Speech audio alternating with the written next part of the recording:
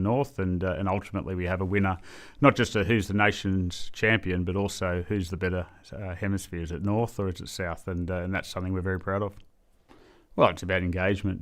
Something we've talked about a lot in our market in Australia is around connecting to the community, connecting the game from club through to country, and when you put really relevant test matches into our great stadiums around Australia, it puts real meaning into the contests, and ultimately it will grow the sport. It will grow the value of those test matches, and we want more boys and girls wanting to put on a gold jersey. Yeah, it's enormous. I think we're talking about the golden decade, kicked off with the Lions. Over 500,000 spectators came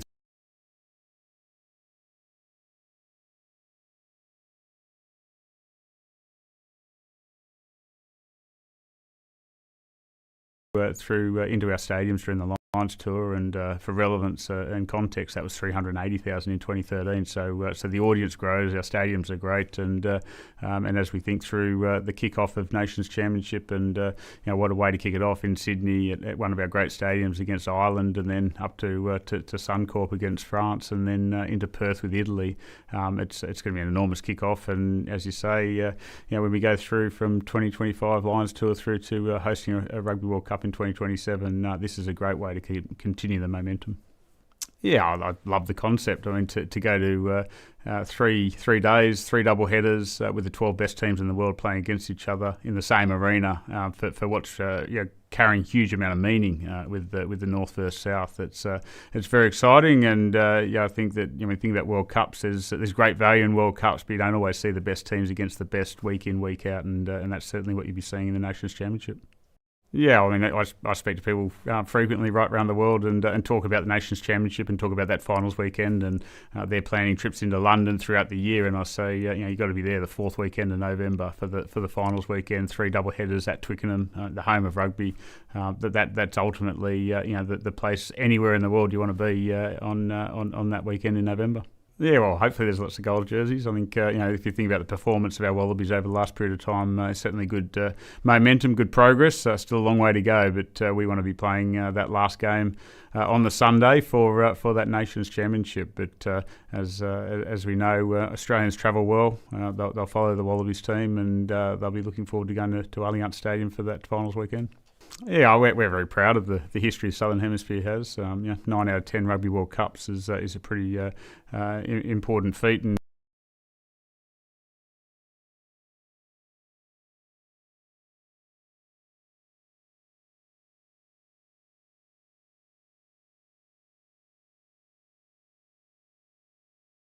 And proud history in the World Cups, and if you think about what's happened in the July series historically, and then what's happened in the November series, it's going to be really tight because obviously different players in different hemispheres are playing in different seasons, and it just makes I guess the contest even more interesting as to how the hemispheres match up, and for us, and having played over a decade of international rugby, watching other Southern Hemisphere teams and actually barracking for them to get one up over the Northern Hemisphere is going to be really meaningful. So it's an exciting concept.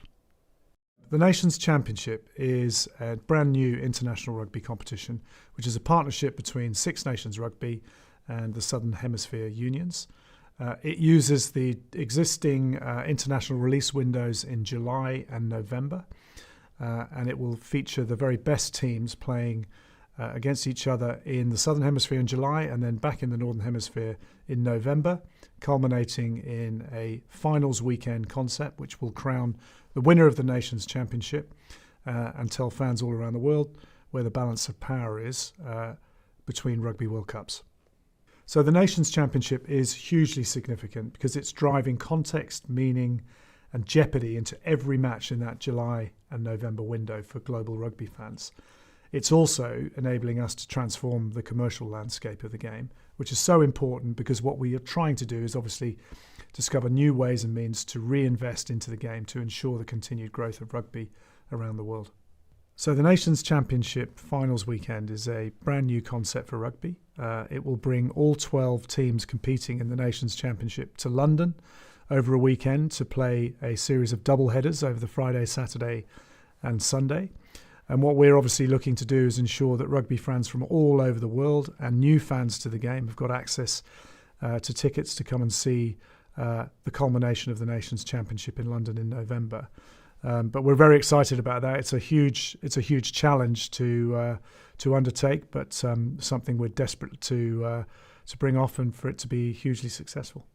The Nations Championship is a really important moment for international rugby because it's bringing all 12 teams into one place to compete for something meaningful between Rugby World Cup cycles.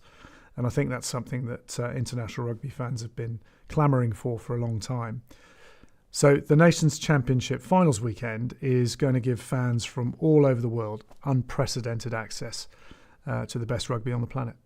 London has proved time and time again that it's one of the sporting capitals of the world. So it's the perfect place to start our Nations Championship finals weekend concept.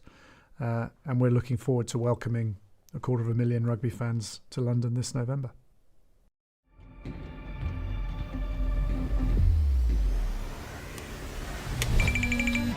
So what of this for England? Great score by Scotland. Another surge from France. That's what New Zealand can do. Oh, look at South Africa go! Great strike back from Wales. And away come Australia.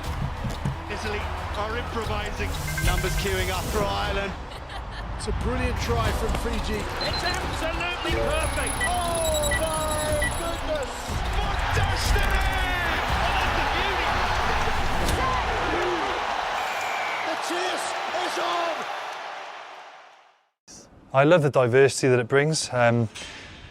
When you play Japan, Argentina, Fiji, New Zealand, Australia, South Africa, they all pose a different threat. Your team meetings before are all very different, which I like. You know, preparing for Japan is completely different to preparing for South Africa, and also that varies home and away.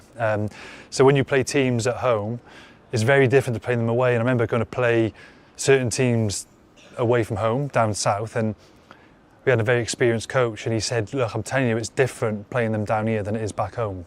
And I remember playing, and it was Australia in this instance. It was faster. They had an incredible record at the stage and we were playing at. It was in Brisbane, and when I was playing Australia, I had a brilliant record in Brisbane, and you could tell that the team thrived off that, and it was a different experience. So it was great that you get those different experiences, different styles of rugby. Rugby is essentially played the same way by all teams, but the player profile they have, the skill sets that they have can vary quite differently. So I've always had the unique challenge of playing different teams and the versatility that it brings. I think it will make international rugby more competitive. Of course, when you look at World Cups, there's a significant dominance by the Southern Hemisphere. But growing up, I was watching Wales play, and Wales didn't have the best team while I was growing up. But I remember watching them lose, and there was many 30, 40, 50-point losses. And as time's gone on, not just with Wales, but with England, France, Ireland, Scotland, the games have been getting closer and closer and closer. So we can't deny that the South have done significantly better in World Cups, but this Nations Championship is going to be a great sort of subplot for every single year, and there's certain teams who are very patriotic and very proud of their country, and it's a great way to every year say who's better, North or South. You know, it's brilliant. You know, when you get the best of the North and the best of the South, whoever comes tier one, to go head to head, suddenly it gives Scotland fans or Wales fans or Irish or English or France, whichever hemisphere you're from, it gives you a reason to support someone because you're representing the North. So we haven't really had that before in a formalised format. It's always just been an open debate. So I think to see also who's the best team in the world in that calendar year, but where does the power lie from a hemisphere perspective, I think that's going to give the North or South some good bragging rights for 12 months.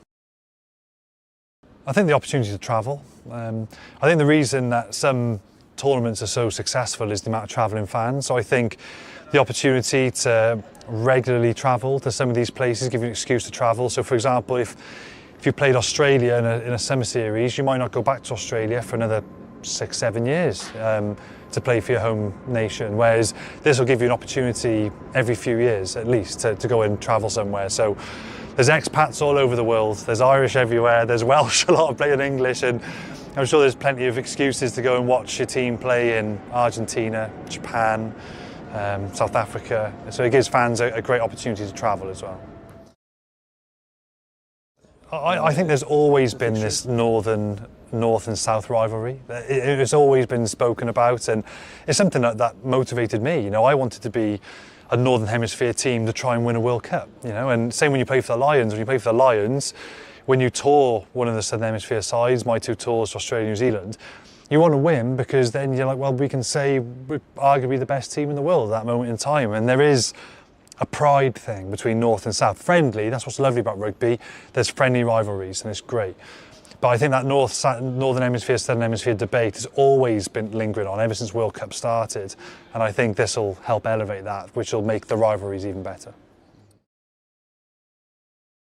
The first thing I thought when I saw the Nations Championship was, I hope Fiji and Japan are in it, because playing against them, watching them many times, seeing the player that they got and the skill set that they've got, they have to be included. I think it's probably the biggest shake-up in international rugby since Argentina were welcomed into the Tri-Nations, and now you've got those four teams competing every single year. Argentina would peak for a World Cup, but maybe in between World Cup cycles were less consistent.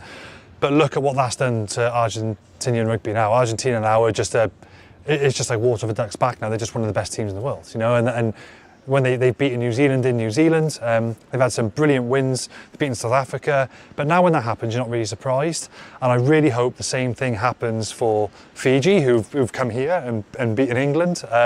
They've had some big wins in their locker already as well, but this will make that more achievable, more consistent, and then we've got 12 really competitive teams. Then once that happens, then we got to look at, right, well, how do we help Samoa and Tonga, you know, and the other playing nations, hopefully USA, those teams. But for now, for Japan and Fiji to be guaranteed the regular fixtures, you've got to think of the financial implications that has for them as well, to help them grow their game. I think it's brilliant from World Rugby. One of the hardest games I played in was against Fiji in the 2015 World Cup. And they have some of the best players in the world, without a shadow of a doubt. Skill sets are incredible, athleticism amazing. And now what I've noticed massively in Fiji rugby is a lot more structured and organised than they have been in years gone by, particularly the last sort of 5 years, which is why it's no coincidence we're seeing some of the results that they've put on display. But couple that now with 7 high quality fixtures every single year, it's going to take, without a doubt, Fiji rugby to another level. And I said this, Fiji are one of the most gifted nations in the world, and we have to help them become even better, because it's only a good thing for World Rugby. So yeah, delighted for Fiji rugby, lovely people, amazing rugby team, fantastic heritage and an amazing style of rugby. So delighted that they're in that top 12. I think it'll probably cross that hybrid from an atmosphere perspective from traditional 15s, which is very much home team, away team. So if you travel down south, traditionally, if Wales go to New Zealand, it's going to be predominantly New Zealand fans. Same as when they come to us in November. But I think what this will do, it'll create a bit more of a festival vibe. I think there's going to be fans from all over the place. I think it'll, like I mentioned, it'll fall somewhere between like what a sevens. I've been here for sevens, and it's an amazing day out when you come here for sevens. You know, it's very jovial, loads of energy. I think we're going to have probably somewhere in between the current 15s game and the sevens game. We'll probably land somewhere here. So I think there'll be still a really big number, because there's a lot of expat South Africans in London and Kiwis and Australians and the like. So, and it's not far at all for the Northern Hemisphere team to travel. Very easy to travel here. You're looking at all the European teams 1 hour and you're here. So it's very easy, 2 hours, give or take some transit time. Very easy to get here. So I think you're going to get the nice balance of energy, festival vibe, but you're still going to get a high proportion of home fans to create that atmosphere as well. So that 3-day weekend with 6 games, I think is going to be, it's a first, isn't it? It's a first and it's great. And I think we're just moving rugby in the right direction. So I can't wait to see how that goes. You're always foolish to write off New Zealand. And I think some people will write off New Zealand. I think that's just always such a foolish thing to do. But the superpower right now, and I think it's indisputable, is South Africa. In 2019, they played a game which nobody could match physically. Teams have tried to match that over the last 5 years, and now they've added a skill set which is almost unrivaled across World Rugby as well. At the moment, South Africa are certainly the #1 team in the world. When I was growing up, people were walking around, even back home in Wales, you see a lot of fans walk around New Zealand shirts. Now I notice when I'm driving around, Even in Wales, people are walking around casually in South African shirts. And South Africa are the standard bearers at the minute, and it's going to take an unbelievable performance to knock them off their mantle. So I'm going to go Southern Hemisphere and South Africa.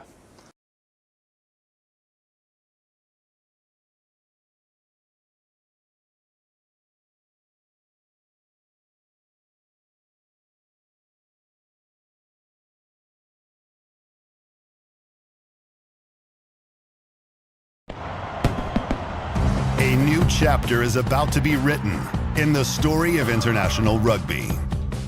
Introducing the World Rugby Nations Cup, an exciting new global competition filled with fierce rivalries, incredible skills, and its own unique personality.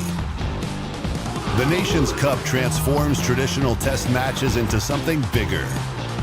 Here, every fixture matters. Every try counts. Every moment is meaningful. Kicking off in 2026 and played in even-numbered years across the July and November international windows, the World Rugby Nations Cup and the Nations Championship will bring together the world's top 24 teams divided into 2 divisions. The first division, called the Nations Championship, will feature 12 teams from the Six Nations and Rugby Championship, joined by 2 invitational teams, Japan and Fiji. Beyond the 12 teams competing in the Nations Championship, the World Rugby Nations Cup features nations that have earned their place through Men's Rugby World Cup qualification.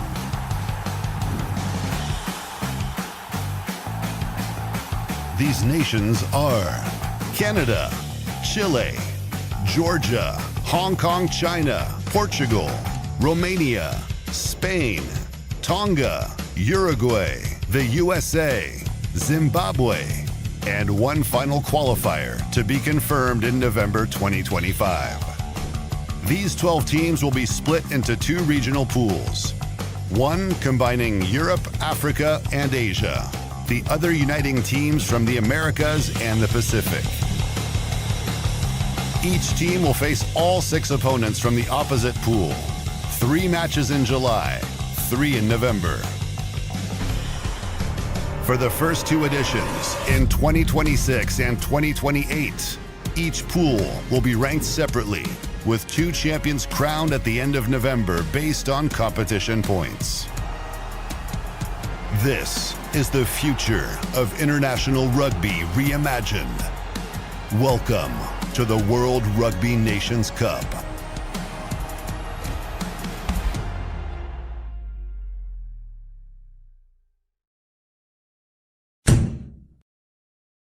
Gentlemen, how's it? how are we? We're well. We're well. Another tough weekend of being a Bok fan, eh? Well, it was tougher at times. Yeah, no, true. But gents, another episode of the Mad Show, and I think a pretty mad game, pretty mad weekend. So looking forward to getting into it. Yeah, no, listen, my blood pressure. I did get 2 or 3 warnings during the game about heart rate's a bit high. Yeah. We're glad you survived it. Thank you. Yeah, look. It's a tough job, but someone's got to do it at the end of the day. You know, we've got to suffer so that we can enjoy the rugby. But where's no shoe casualties this weekend? No, I'm pleased to report no holes in shoes, no dog attacks. Did you get invited back though? I didn't. That's probably why I didn't get invited. That's probably back. what it happened. Yeah, no, exactly. No, it was a relatively, was about to say calm experience watching the rugby, but it wasn't because of the nature of the game, which we're going to get into much later. But and Ronaldo, I believe a weekend in bed for you. Well, I mean, it was a horrible start to the weekend, but yeah, it was not so good. But like to be feeling better and talking. Well, at least if you're going to have to be in bed and feel bad all weekend, there's plenty of stuff on the TV to be able to watch. Yeah. I even watched Wimbledon for the first there time. we I've go. watched the Wimbledon final. I love that. Eh? It was and you've got awesome. a culture to the life now. Absolutely, you come next week in the full whites and give us the whole breakdown on the Wimbledon vibe. I definitely agree, and maybe we can go there sometime if we're lucky. I'll suffer through sometimes at Wimbledon if we have to. Yeah. But just lots to come up this weekend. Obviously, the past weekend, lots of cool rugby. We've got under 20s in another final, and some very interesting and contentious stuff to get through. So without any further ado, should we get into the breakdown? And we're into the breakdown. This is where we're going to look at the last week of rugby, talk about some of the highlights, some of the news stories that have come out of that section, get the guys' thoughts on it. Very, very curious. But before we do that, just to go through some of the results very quickly, we saw a fantastic weekend of rugby. We had the New Zealand, the All Blacks, far too good for the Italians, pipping them 47-17. Sorry, Steve, enough from you. Yeah. France versus Australia.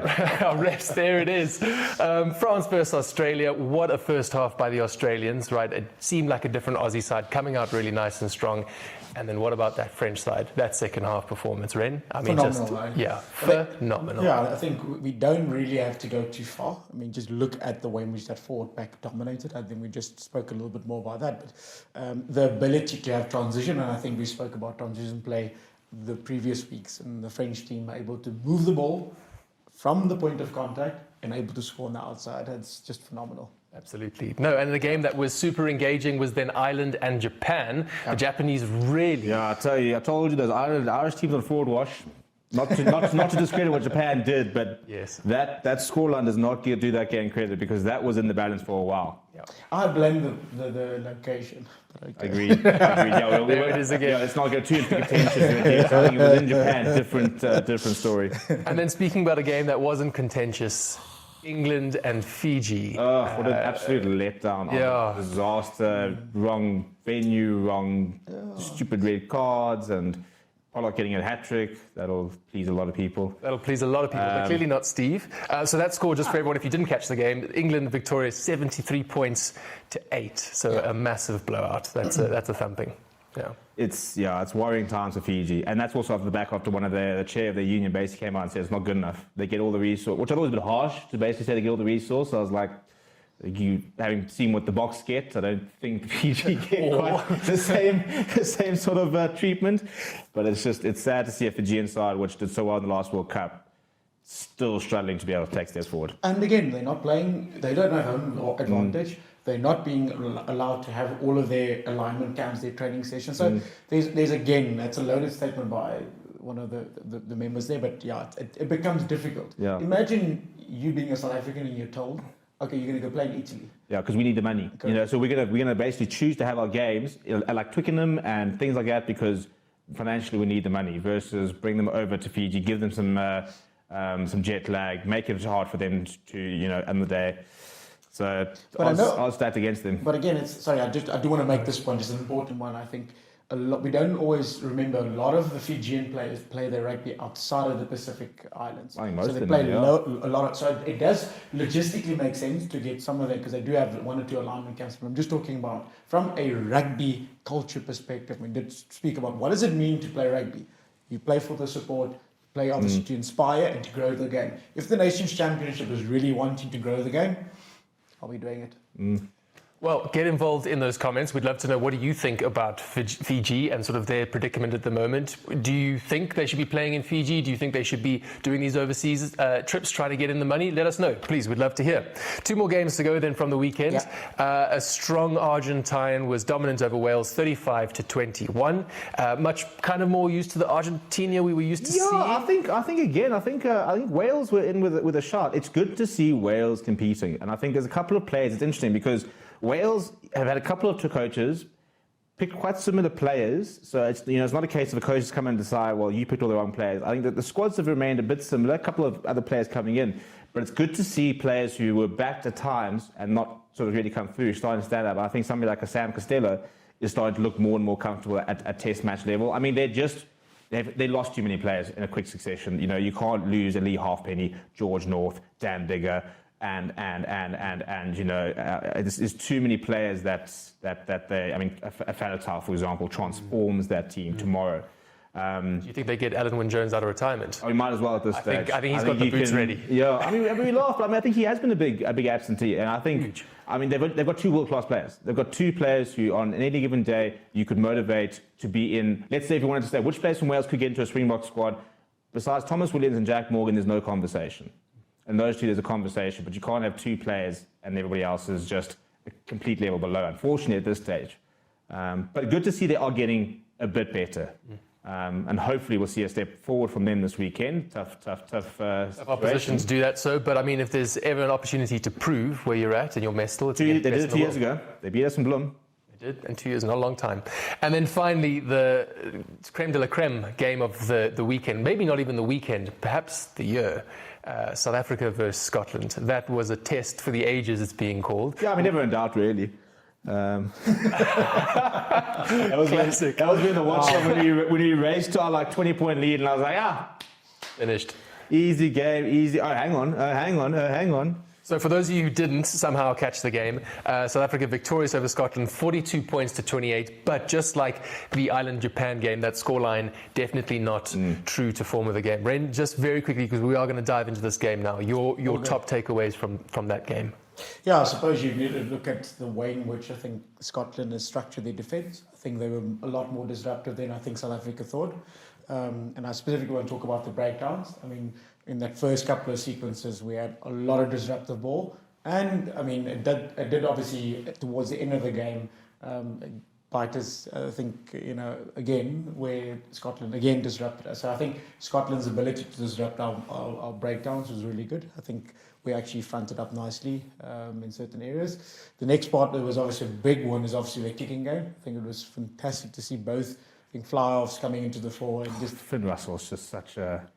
I've never seen a fly half, and I suppose playing for Scotland for so many years you have to, but being able to adapt, even if you're not on the front foot and struggling, it's just a couple of touches, couple of kicks where he just... I mean, him and Tupolato, Tupolato just so much fun to watch and so interesting to watch. Correct, yeah. And I think that's the beauty of it, is to see players' calibre coming to the fray, or coming to the fore, in the sense of them taking ownership of it. So I think it was phenomenal to watch Scotland just fight back. And it was nervous times for a lot of people. Loftus was silent for a couple of times. And that wasn't because of the empty seats. And, fair enough. And I mean, at some point they said Rassi's doing the light system again, because Loftus just got the new light system back in. So it was quite funny. Yeah. I love that, by the way. So big ups, Bulls. But yeah, it was really, I think lights were shot out by Scotland, and I think South Africa also came back strongly and proved why they're South Africa. Yeah, look, Scotland fronted up. I think that's it was cool to see them be able to physically match us in some of the collisions. Yep.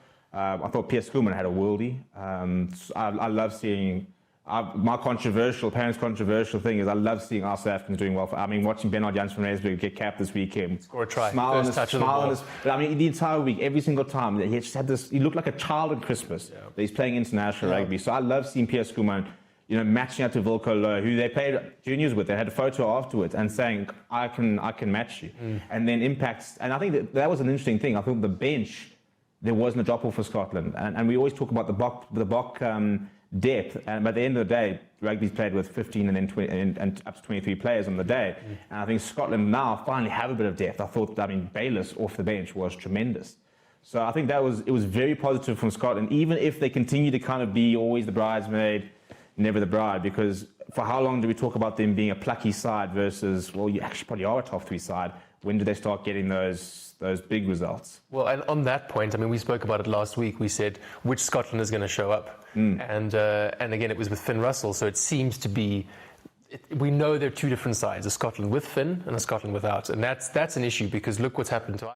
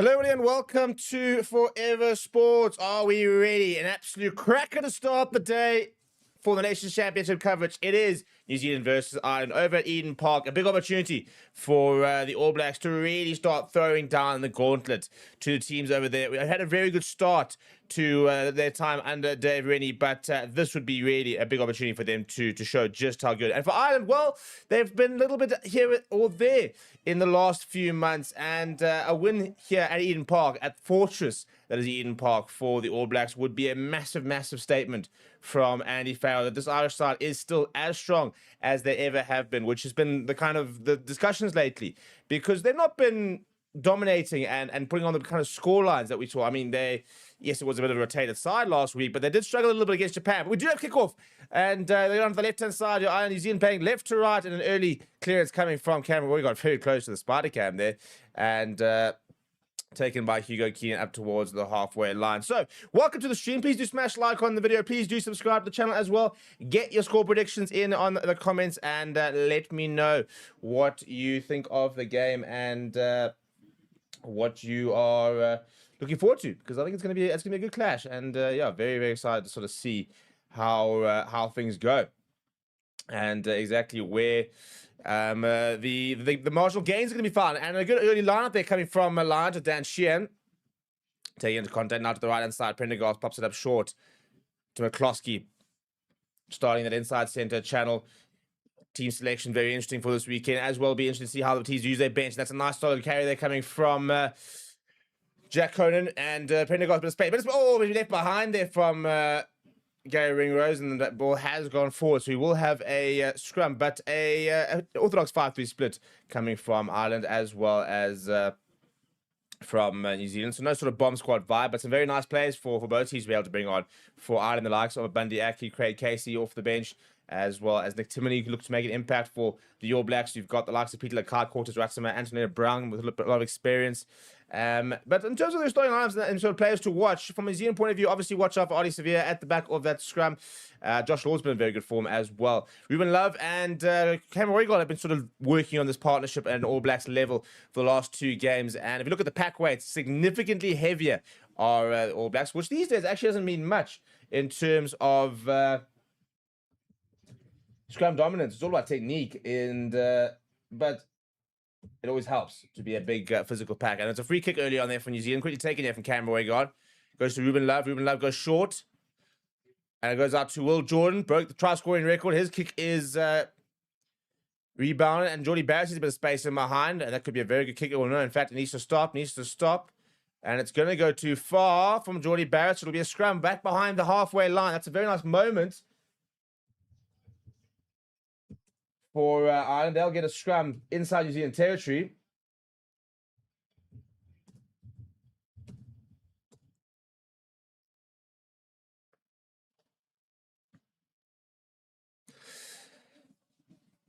Right, what are you thinking, people? What are your thoughts? Let me know down in the comments. Let me know who you're supporting, what you're backing, and where you think this game is going to go.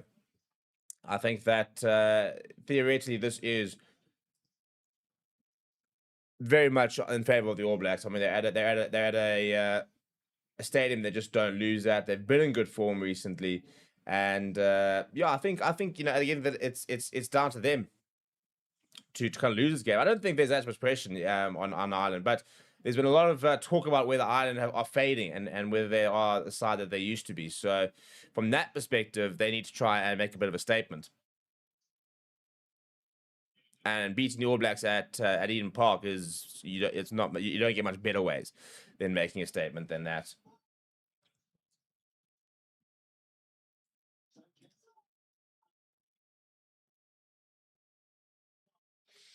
Right, Gibson Park is available. McCloskey pops it up to Prendergast. Ball over the top, not the best ball. A bit of work, but he just puts his head down, takes it well into contact. It's a good work there from Jimmy O'Brien. A quick ball here. Prendergast goes short. Lots of options here for Ireland. It's a ball this time from Prendergast. Back to Conan. Ty Furlong. Lots of sort of out the back door passes coming out from Ireland, as you kind of expect. Looking to try and hold him up. It is more as the call from the referee. So that ball needs to come out. It'll not come out, so it'll be turned over. 2 upright in the carry. was Gary Ringrose. Good defence that from New Zealand, though.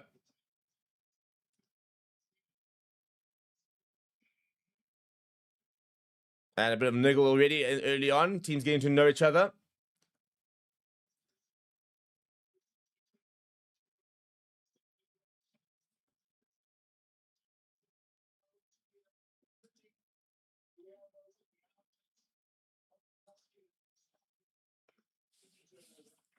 So another scrum. Yeah, a couple of early scrums. Yeah, I'll tell you what, if you're a Box fan, you'll be enjoying the amount of scrums early on, yeah.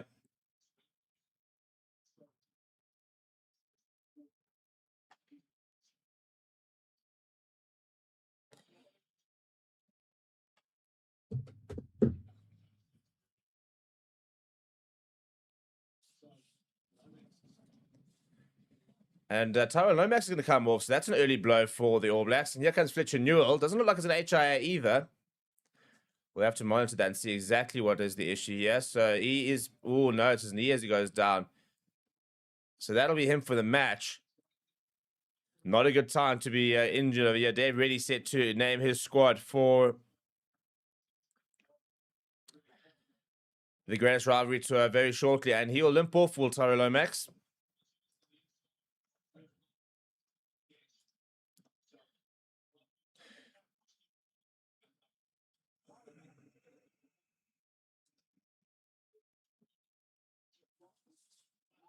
Apologies, a couple of issues with our scoreboard, so we'll sort that out very shortly.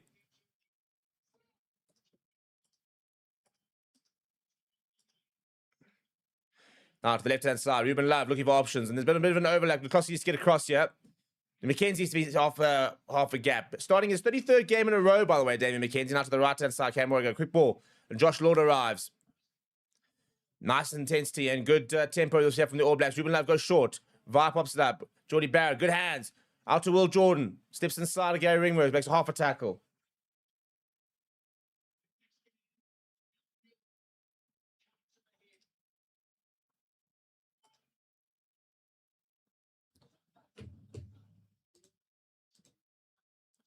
Now to the right-hand side they go. Will Jordan making a few yards.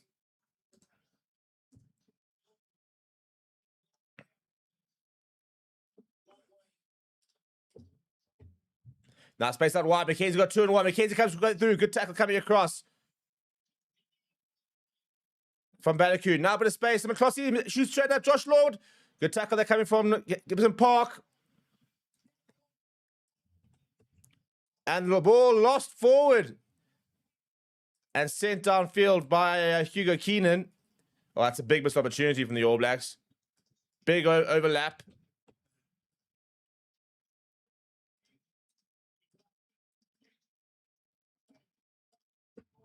And they've done really well to manipulate the bit of the space. That's early warning slides from Ireland in terms of how easy it was for New Zealand to find that space out wide.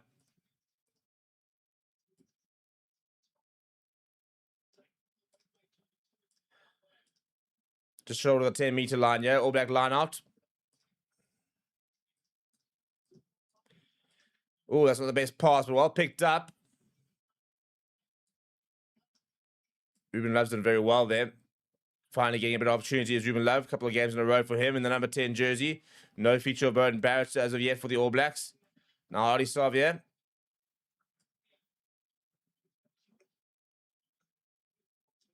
Now to the left-hand side, Tupulato. And space out wide. Gibson Park makes the read. Pops it up though. McKenzie wrapping around on the left-hand side. Will Jordan with a bit of space.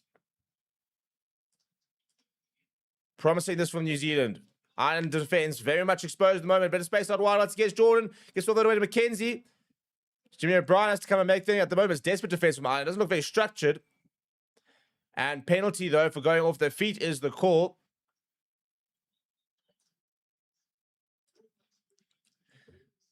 I'll tell you what, at the moment, Ireland are struggling. They're kind of just throwing bodies around and trying to find some sort of way to defend at the moment. They're not really finding a lot of success. But the All Blacks, I suppose, the scramble defense at the moment from Ireland. So it's working so far as they haven't seen any points, but they'll be a bit worried about how easy the All Blacks are finding space.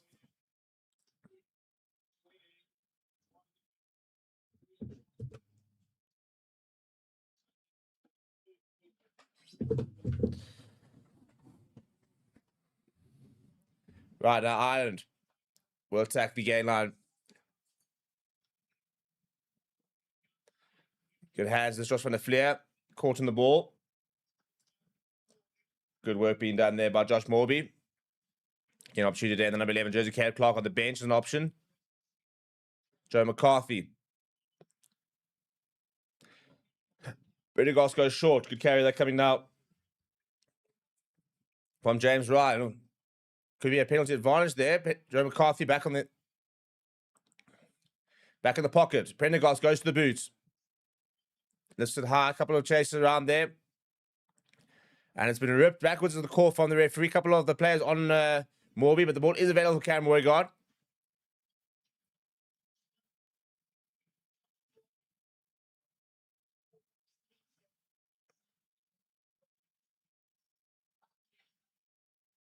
Now Cameron Moygaard just bring it back so that he can find a clearance kick of his own.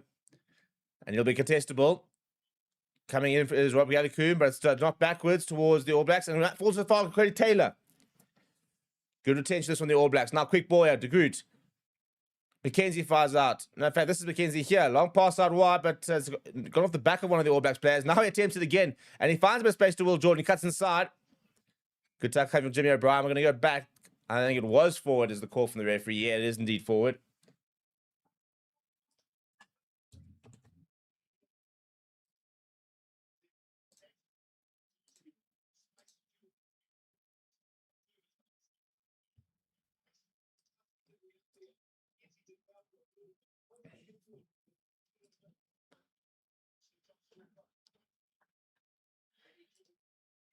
Yeah, and that's just good pressure actually came from Ireland, to be honest, and it forces the forward pass.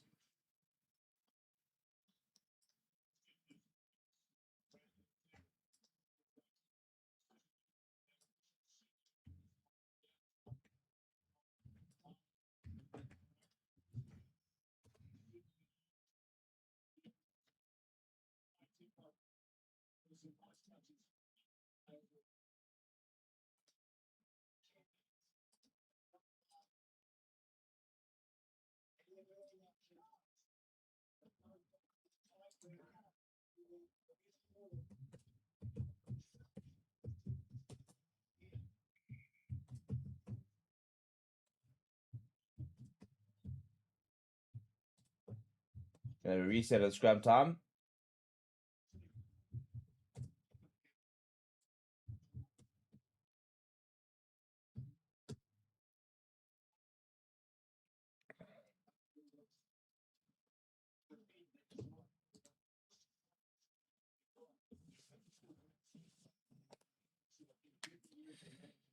So neither side so far getting any sort of scrum dominance, and I mean that's an important part of a game. You can start dominating one of those set pieces, particularly the scrum, and start winning penalties. That becomes a huge weapon in your arsenal to use. But at the moment, very much even Stevens on a scrum point of view.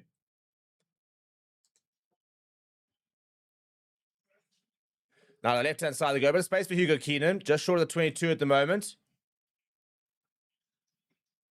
Gibson Park. I think if Ireland were to get a result today, he'd have to have a very good game. One of the best I think one of the best, if not the best number 9s in the world at the moment. Into the 22 they go. Left-hand side, Ringrose. Not much space, but Conan carries it in.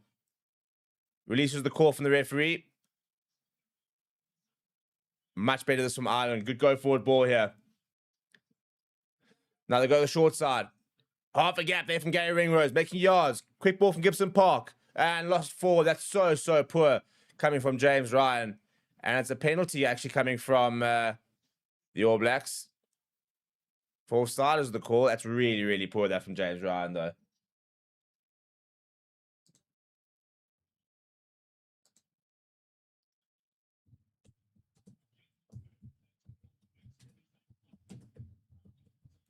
So it is a blood bin from Taiwo Lomax, so you'll be able to come back on.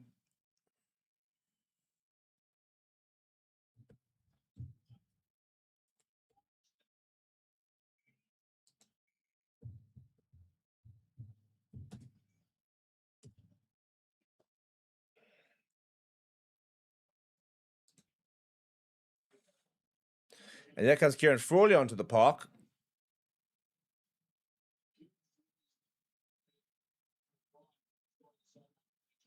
And Jimmy O'Brien's gone off for an HIA. So 2 early changes for the 2 sides. Fletcher Muir on for the All Blacks. Kieran Frawley on for Ireland. Good carry there.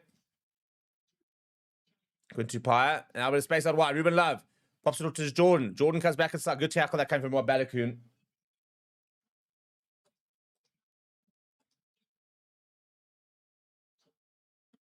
Place the pick up and go there from Tupo Vai.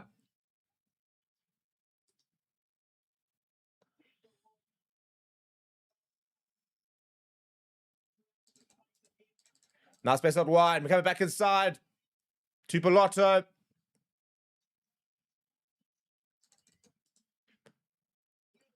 Promising again this from the All Blacks.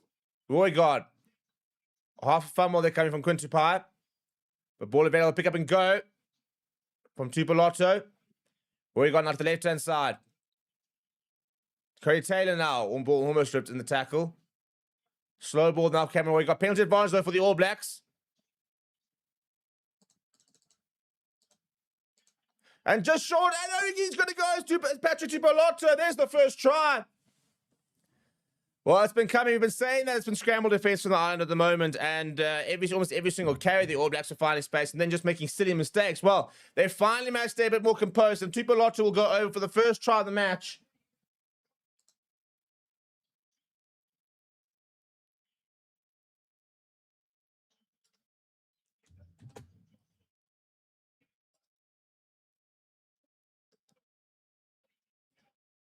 Yeah, I mean, that's a great carry from Tupolotto. It's all power, all power.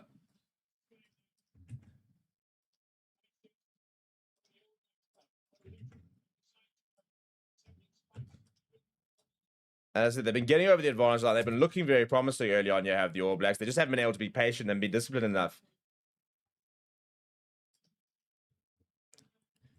And after 15 minutes, the All Blacks finally get the breakthrough they were looking for.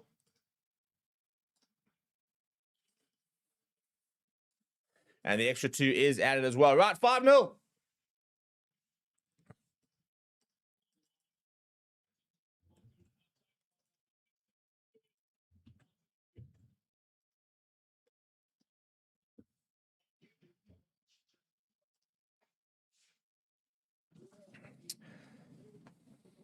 Right, the left-hand side will go Sam Prendergast.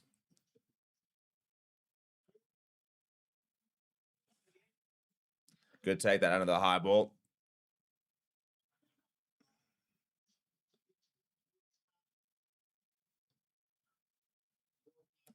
Prendergast kicks are the best ones. It's a line out just outside the 22. There is a blood reversal, by the way. Tyrell Lomax is back on the park.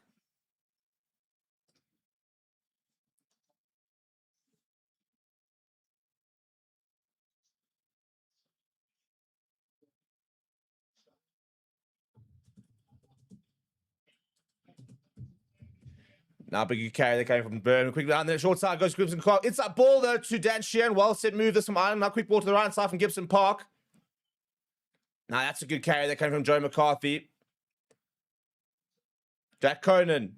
Ireland would love to hit back immediately here. Pick up short and tight Burn. Gets off that away to Joe McCarthy. And forward is the call from the referee. That's frustrating that from Ireland. And now again, a couple of afters there. Tupolotto getting to know a couple of the players.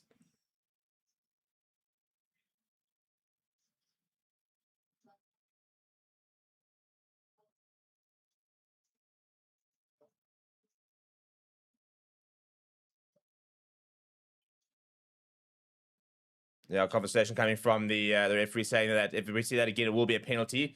But at this stage, just a scrum for the All Blacks.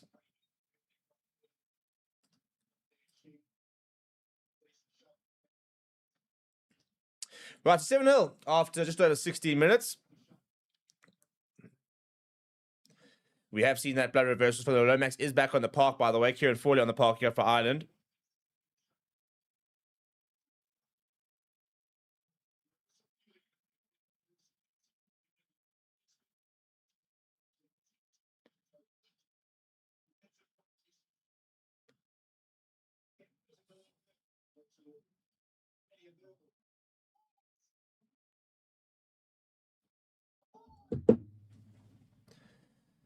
All Blacks at the moment we're sitting on a 92% scrum success rate in the Nations Championship so far. One of the better scrums at the moment. Now Roy got to the left-hand side. Gives the Park able to get across. And they've exited well. You have the All Blacks up towards the 10-meter line. And penalty is the call. I think they're actually going back to offside at the scrum from the looks of it.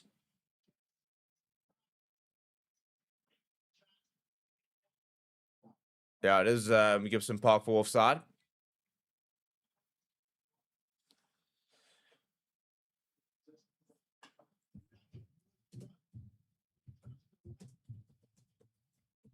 It's actually a late tackle is the call.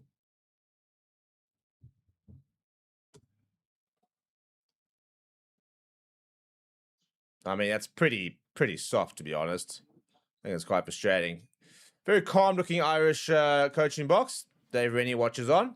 He's had a brilliant start to his tenure, 2 from 2 so far. Lots of people very convinced.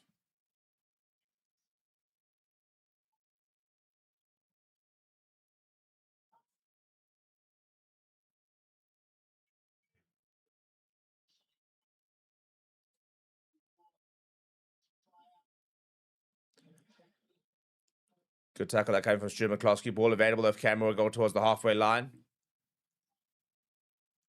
Now Ty Burns actually going to go there for more. A bit of space out wide for Tupo. Vi comes up quickly as Clean. Doesn't make the tackle though. Brought down eventually from Ty Furlong. Now a bit of short space. Short ball there. Good work this year from the All Blacks. Once again, finding a bit of space. Backwards was the call from the referee. Ruben Love kicks it in behind. And that ball's going to slow up. One nicely. Kieran Frawley is back. Under a bit of pressure. There's Kieran Frawley. Will Jordan there putting a lot of pressure. Ireland have scrambled very well, but they're all the way back on their own 5 meter.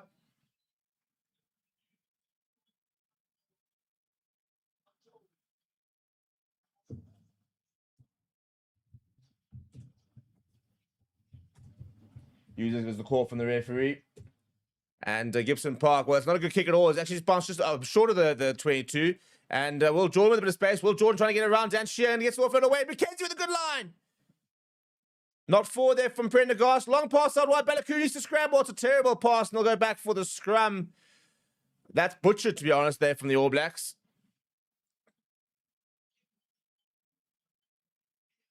And Kieran Frawley's down, and he's actually, I mean, he's a replacement, and he's down clutching his jaw. So this is an HIA. Then they'll have to look at getting on Bundyaki. If that's a blood bin. Looks like he split his eyebrow.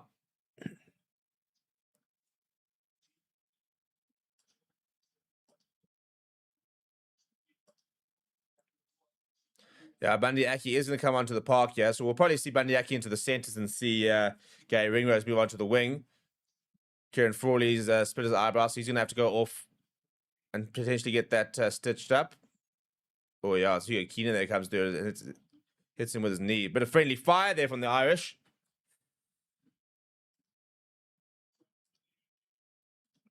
So Bundyaki on. So not an ideal situation here for Ireland with 2 of their backline players on already. Just as well they didn't go for 6-2 split or anything like that. But a very, very promising attacking set pieces from the All Blacks. A scrum just to the left-hand side of the post. They're about 10 meters out.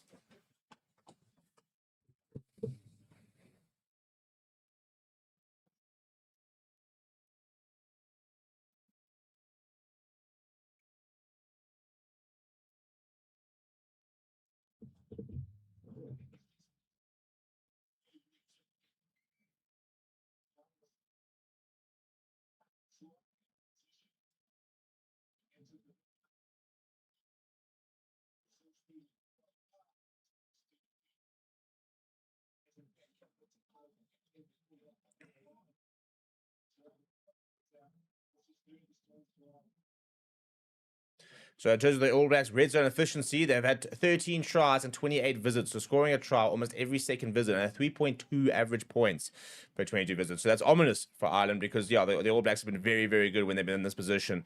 And if Ireland go down 14-0, the All Blacks will take a lot of confidence out of that and looking good at the moment. So Ireland at the moment hanging on. Need to find a bit of a way into the game. So far, scrum pretty solid though. Ball's gone down. Ball available though. Geordie Barrett goes to McKenzie. McKenzie. Bundyaki makes a half tackle. McKenzie gets back to his feet. McKenzie gets away from McCloskey. Tackle is eventually called. And McCloskey's on, but told to leave it. Now, left-hand side goes Roy Guard.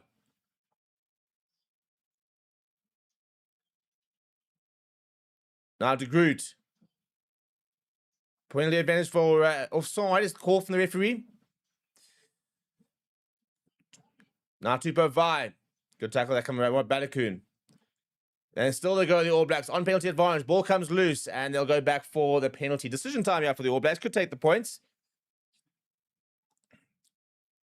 Be very kickable. Could take a 10 lead. But my guess is that they won't. My guess is they'll look to take a scrum here or go to the line. Go to the line will probably be the sensible call. Ireland defence under a lot of pressure and they're conceding a lot of penalties as a result of that.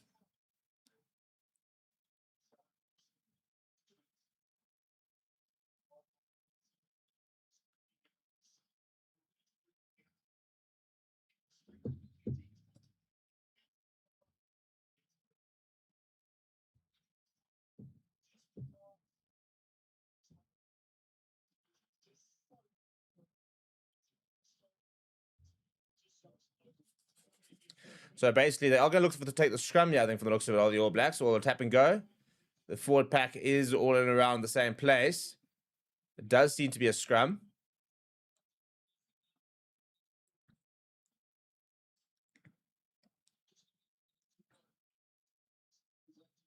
Okay, well, good news for Ireland. Jimmy O'Brien's passed the HIA, so he'll be able to come on very shortly. He'll probably replace Bandiaki and go back onto the wing.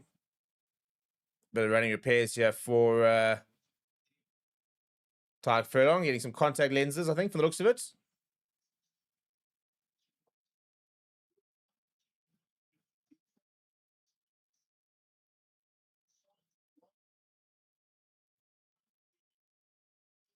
Yeah, so just calling out a contact lens for Tyke Furlong. Frustrating time at the moment for Tyke Furlong. Quite a few injuries in the last year or two, and he's kind of dropped off, really, the kind of form he was showing a few years ago, where I think he was probably one of the, if not the tighter of the world at the moment. Not quite in that kind of form and in that sort of pedigree at the moment. So lots of work for him to do to get back. I think the main thing is just he's trying to stay fit. You know, really, really struggling with a lot of fitness issues. And if you get that sorted, that's the only way you really get back into form, is being able to play consistently, being able to get out there and get some game time under your belt.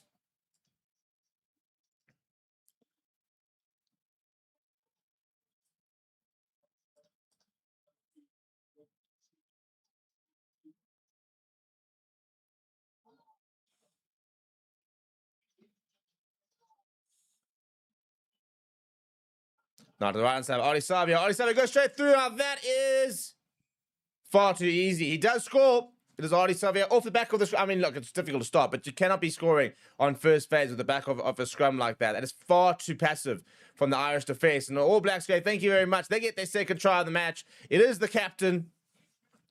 Expected to lead the All Blacks in the greatest rivalry tour in South Africa next month. And Ty Byrne, of all people, gets it completely wrong. He actually slips over here as Ty Byrne. So he trips, has no chance, and then all of a sudden you're relying on Gibson Park and Jimmy O'Brien, who's just come back on to try and stop a marauding Ardie Savia. That doesn't happen very often. It didn't happen there. And the All Blacks double their lead.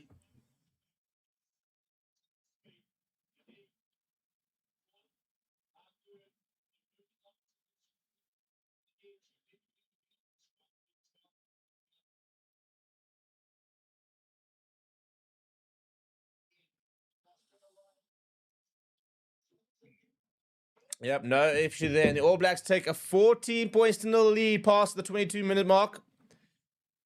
Getting some tape on his head. There's Ardie Savia, bit of a cut. Yeah, it's Ty Byrne there. Just trips on the leg of his prop. And that completely prevents him from getting across and providing any sort of support.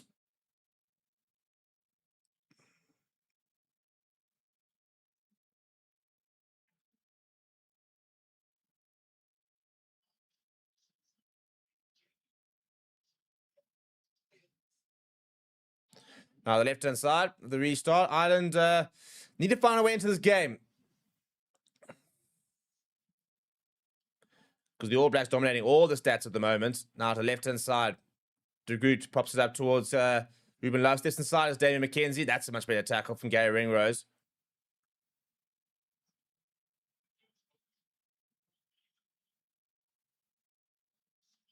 Oh, slip over that from Cameron Roy. Pops it up to Mel Ballycoo. Now, he's had a very little opportunity. Goes across to Hugh Keem. A penalty for Ireland. For New Zealand, rather. For offside is the call.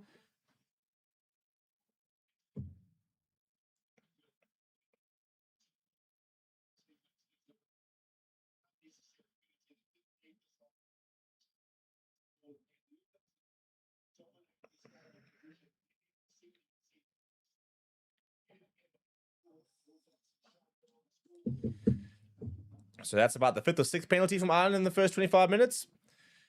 Savia equaling the most tries scored at Eden Park. Stu Wilson with 9. Burton Barrett, by the way, has got 8 in terms of active players still around. Surprised to not see Will Jordan over there, considering the fact that he is the now leading all-time try scorer for the All Blacks. Broke the record of Doug Howard last week. Now 11, first receiver on the off, and that's not a great. Well, backwards says the referee.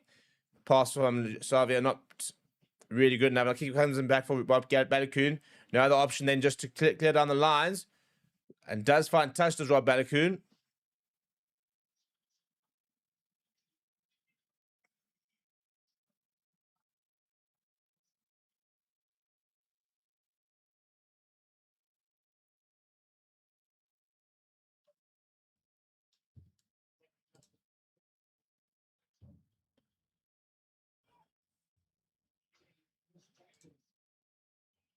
Nineteen missed tackles at the moment from Ireland. That's not good enough. Prendergast. Fumble there from McCloskey. Well turned there. But then O'Brien throws it straight into the hands of Morby. So poor this from Ireland. I mean, they looked completely rattled. And they just can't get a foot in the game here. Now the All Blacks back down the right-hand side. Tupaia. Lord pops it up to Will Jordan. Will Jordan to Geordie Barrett.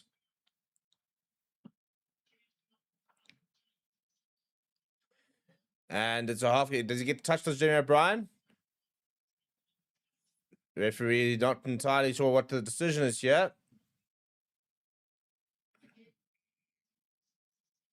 Mackenzie is, yeah, he's been a slippery customer so far. Now really battle of yeah. Does Jimmy O'Brien touch this as he gets across here? Ooh, it's touch and go there. Not convinced he does touch it.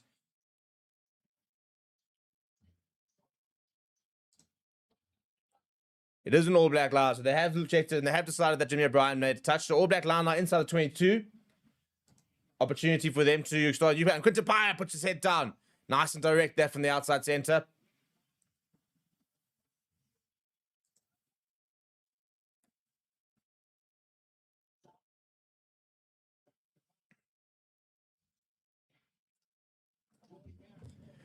Geordie Barrett asking for it. On that side they go. Good carry this time from Jacobson. Now, Will Jordan with a bit of space on the right-hand side. Pick up a go for Patrick Dupont, looking for a second for the match. Just short. Another penalty advantage here from for the All Blacks. Jacobson comes flying in. And that's knocked backwards. Now we'll go back for the penalty. Well, this is the problem, yeah. The discipline here from Ireland, not good enough. And they're really struggling to just find anything in the game. They pinged a lot. Ireland for offside, and we could have a yellow card here if you don't be careful. And that's exactly what the referee is saying. He's having a conversation. I think basically just saying far too. Oh, we're gonna have a check here. Yeah, that's what I said. They're looking at dangerous clear, but I thought it was Luke Jacobson who came flying in.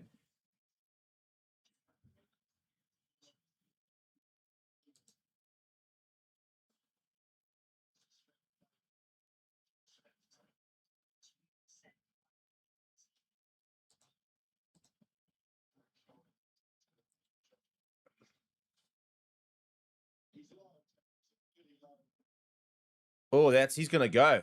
That's what. As soon as he's come flying in, and it's definitely shoulder head contact, and this could well be a red card from Jacobson on Josh van der Fleer. This was definitely at the very least be overturned, and they'll be down to for a yellow card. I think at least. In fact, I'm going to start prepping the yellow card in the meantime.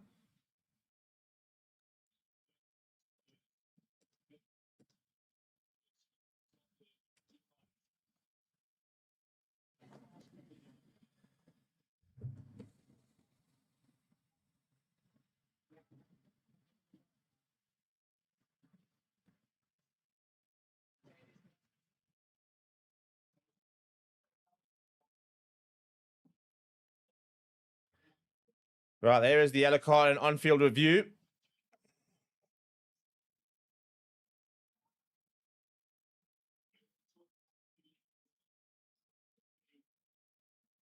Well, that's a big let off for Ireland because they're under all sorts of pressure and they had conceded a penalty. And Luke Jacobson will spend 10 minutes in the bin. I think that's going to be a red card. I don't see how they say. I mean, he's gone diving in shoulder first. He's very low. There's no change of angle. It's direct shoulder to head contact. He's dropped his arm. His arm's sitting over there. So I don't see how he gets away with that.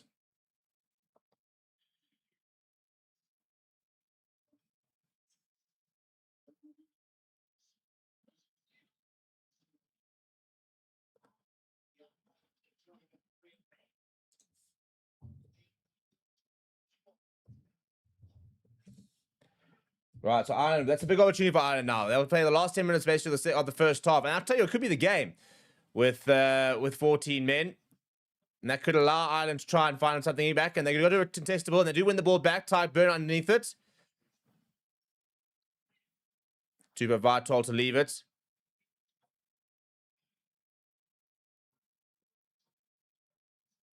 Oh, that's a really, really poor pass. I mean, Ireland just don't even look like they're at the races here. I mean, that's gone straight through the legs. Gibson Park, of all people, throwing an awkward pass.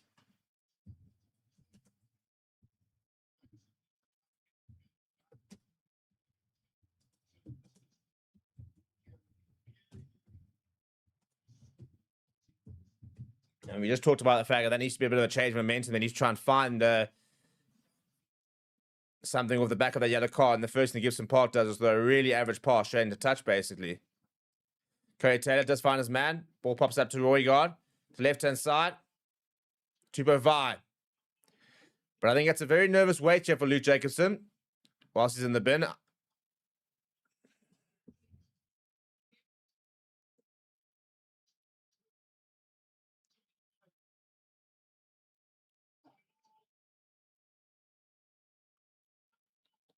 Now, all that's the left-hand side. Not much going on. Ethan Groot just goes the direct route. Every now and again, you've got to just keep things simple. Josh van der Fleer on the ball. Cheapest, he's done phenomenally well there. Now a bit of space. Ringrose. Goes to Hugh Keenan. Ball available for Gibson Park. Assesses options to the left-hand side. James Ryan. This time he does take it. Tyke Furlong up towards the halfway line now. Ireland trying to find a bit of momentum. Gibson Park now. Prendergast. Ball over the top. It's such an average pass. This is this whole loopy pass. He's done it a few times now, Prendergast.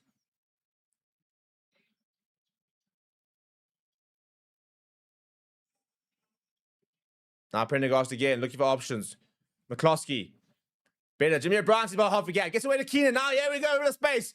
Looking up for the 2-on-1 here. Hugh Keenan's going himself. Good tackle that came from Jordy Barrett, but Ireland into the 22. Loose ball, Prendergast. Oh, and then he throws into touch.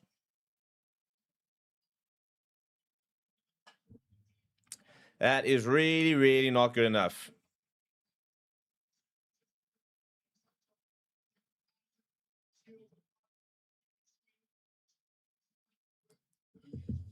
I mean, he's a brilliant run this from Hugo Keenan. Does really well to manipulate the space. Comes back inside. It's a good coverage tackle there from Jordy Barrett. And then it pops up from Prendergast. And yeah, it's such an average pass. And just panicking, really. Now, Nick Berry, we look at a review or something.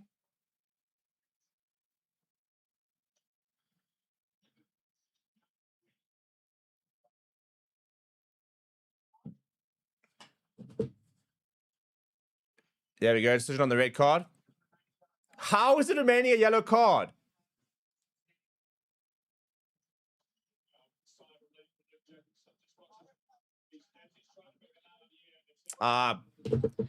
Absolute nonsense. Saying that basically his as the player was trying to stand up, his arm was prevented from going. His arm was never, ever, ever going to be ahead.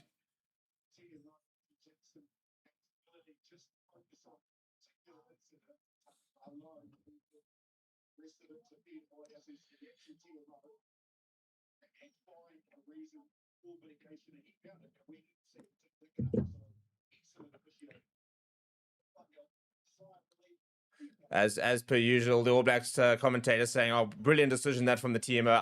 I think I can see that there is a slight block, but his arm is never in a position where it would have wrapped.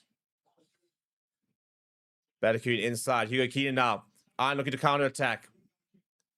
Hugo Keenan just goes himself. I think it's working for him at the moment. He's done it twice now. Now Battercoon on the left wing this time. Nah, penalty for Ireland. Well, red penalty for Ireland. I think that's just their second this half, and they'll slow things down. Prendergast will go to the corner. Let's go to the comments. And Josh earlier saying, thanks, Heath, for doing this. Love watching, mate. Cheers. Kevin said, come on, Ireland, step it up, lads. And Marcus saying, remember, it's Eden Park, of course, it'll just stay yellow. Hey, I don't want to say anything, but... yeah, I mean, our Rugby Unlocked group, which is our analysis show, which is coming tomorrow, saying that he never intended to clear out the player legally. And that's what I'll say. I said, you know, that arm was never, ever going to be in a legal position. The fact that there's a player standing up, which knocks it, is completely irrelevant as far as I'm concerned. But yes, you don't get red cards for the All Blacks at Eden Park. Now, much better from Ireland. Jack Conan. Conan the Barbarian, they call him. That's better carrying now. Night-type burn with a half gap. Night-type burn almost carrying off the All Black side over the try line. Just short. Direct and straight through. That's the Ireland we know. That's much, much better. And we've got a game on our hands. That's why I'm clapping. I want to see a good game. I want to see a solid contest here. And that's the first time we've seen directness from Ireland and being clinical. And Jack Conan, he's such a reliable player.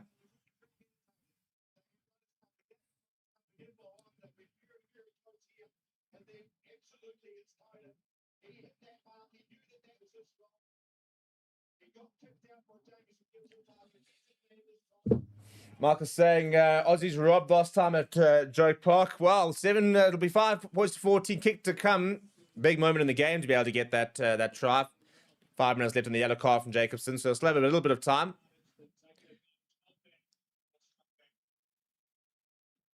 Yeah, Prendergast makes no mistake. Right, so they have half the deficit. You have Ireland, and the game is alive. And you see Ireland there, the directness, how clinical they were. I mean, it's a great pass. Good, I mean, getting in between two defenders. And you watch that moment, you sit there thinking, why can that not be done more consistently? Why can't that be done all the time? And the answer so far is they just haven't had the ball. I think if you look at the stats, for example, penalty stats statement, tell a wild story.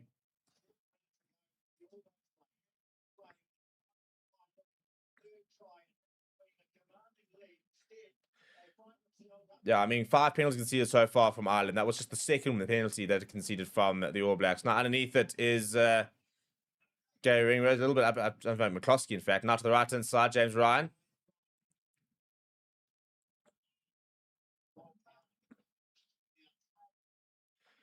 Now, left-hand side, not going to the boot just yet. Looking to try and run out of 22. Oh, my living! And they've just gifted it straight to Will Jordan. That is absolutely diabolical. Messing around inside the 22. Ball's gone loose, and Will Jordan has picked up. I mean, they've gone from looking like the island of old to looking like a tier 2 nation. That is an embarrassing try. Prendergast ball watching.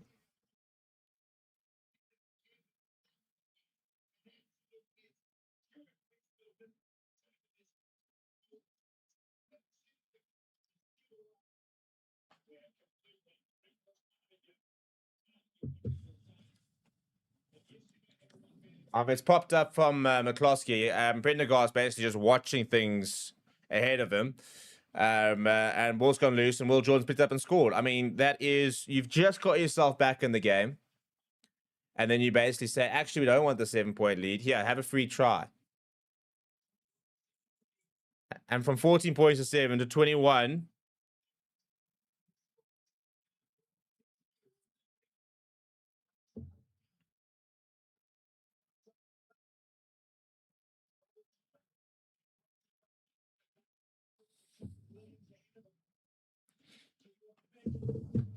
That, I mean, the coaching staff will be absolutely fuming with that.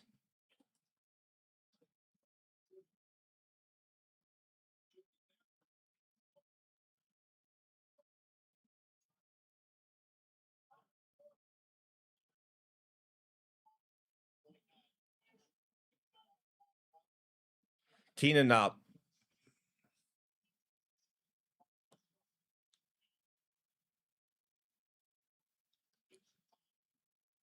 Prendergast need to make him in. Chip over the top to the right hand side. On the bounce, McCloskey and Ringrose allowed to bounce. Morby will have to go back and clean up.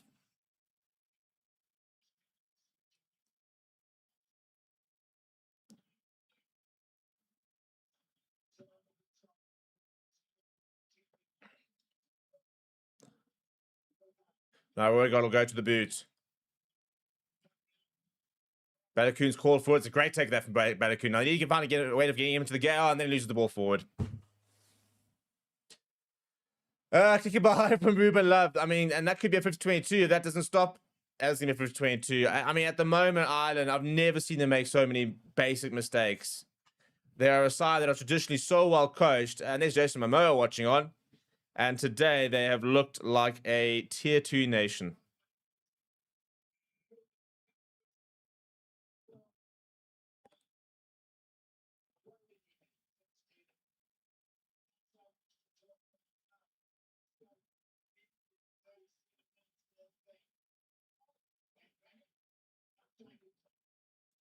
And that comes Luke Jacobson back onto the park. So that yellow will disappear in a bit.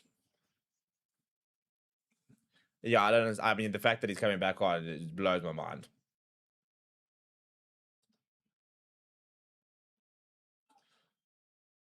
Definitely something we will break down tomorrow on the Rugby Unlocked. We'll have a look at that. And yeah, I mean, I think it's a pretty average call. You know, to try and say that the arm was blocked when he was always in a dangerous position, and that arm was never coming up to wrap. Penalty advantage once again. A big carry there coming off the back of the maul. But it looks like Amour's onto the park. Looking to make it 4, get the bonus point before half time on New Zealand. Almost wrap up the game, really, if they do that. And there's Amour, and he reaches out just short. Does he get grounding? No. Nick Berry looking to the side. He didn't see anything. Roygaard's now dropped to come through. Has Sheehan, I'll go back for the penalty advantage.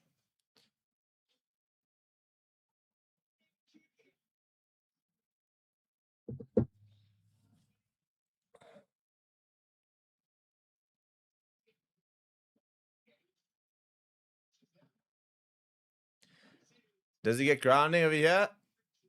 McCloskey's done very well there. He reaches out, and then I think he looks he's scored it, to be honest. I think it's try number 4 already. We're going to have a check here, Nick Berry. He was in such a bad position to try and see that.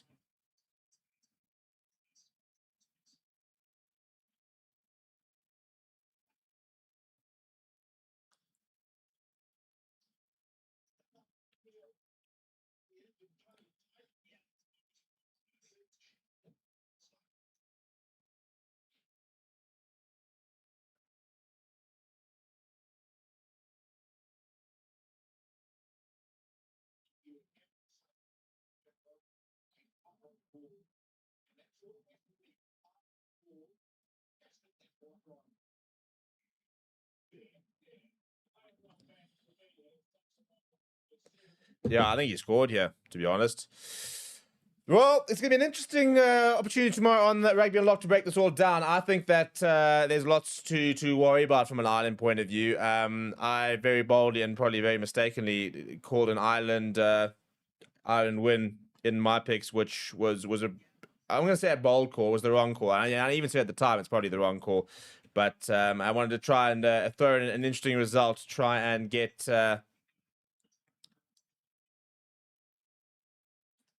some gains on Ronaldo in the match show. And, well, it looks like we're already going to be paying for that decision. So that's going to be try number 4 for the All Blacks. A bonus point try within the first half. Kick to come in the final minute of the first half.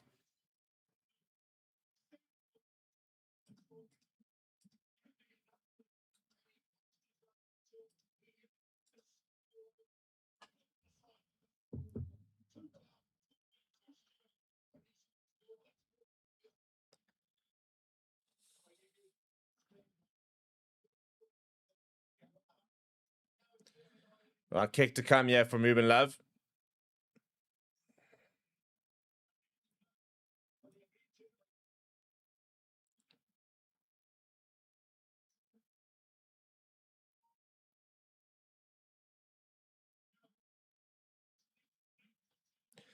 Right, 28 points to 7. I mean, this should be 21 points to 7 if they hadn't given away the free trial, which, by the way, is still a game. Ian Foster into the house and watching on.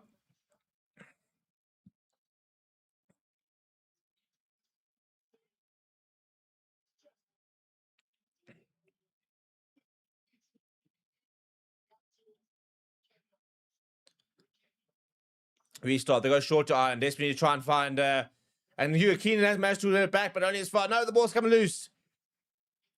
And Tyke Furlong with the ball. Right, well, the only way Ireland are going to get back to this game, they've got to try and score before half time. Yeah, if they can go in 28 points to 14 down, then game is still on. But the hooter has gone. So we are into the red. McCloskey. Gary Ringrose goes back on the ankle. Gary Ringrose makes a half break. Gibson Park to the right-hand side.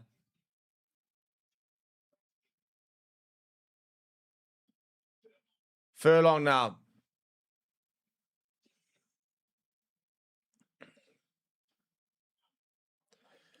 Now McCarthy. Nice strong run there. Gets the offload away. Well, pops it up towards Gibson Park. Gibson Park goes back to Josh van der Fleer. Prendergast, long pass out wide. McCloskey with a bit of space. I'm trying to keep the ball alive. Going through the phases here. Prendergast goes short. Conan. It's a half pass to get Jack Ryan and holds on well. Now Prendergast again. Short ball to Tiger Byrne. Trying to find a half gap here, Ireland. Good pick up that from Conan, the try scorer.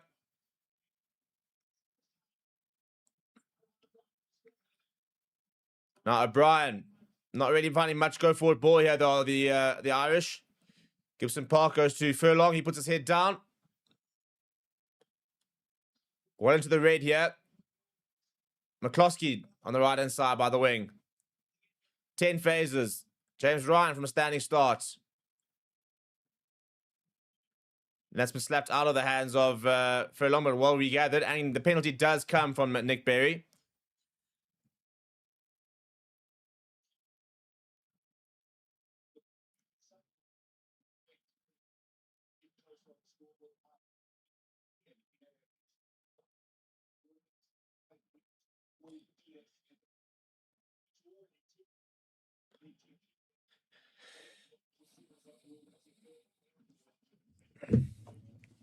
Right, that's no. I think if the Ireland don't have any chance, they've got to score here. Have to score here.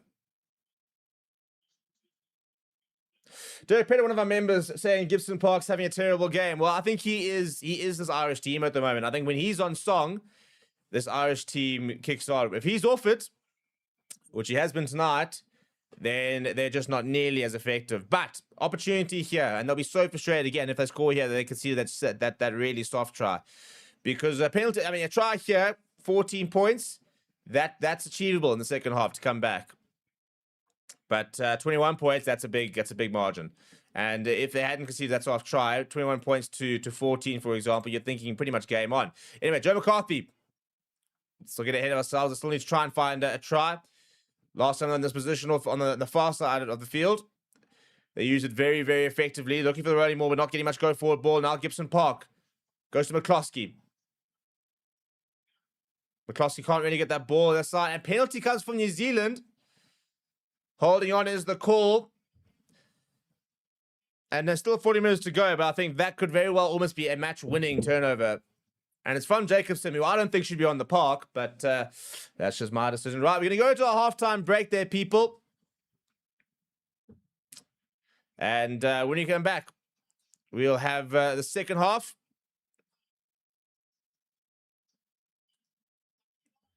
And yeah, what are your thoughts on that first half? Let me know down in the comments below, and we'll be back very, very shortly for the second half.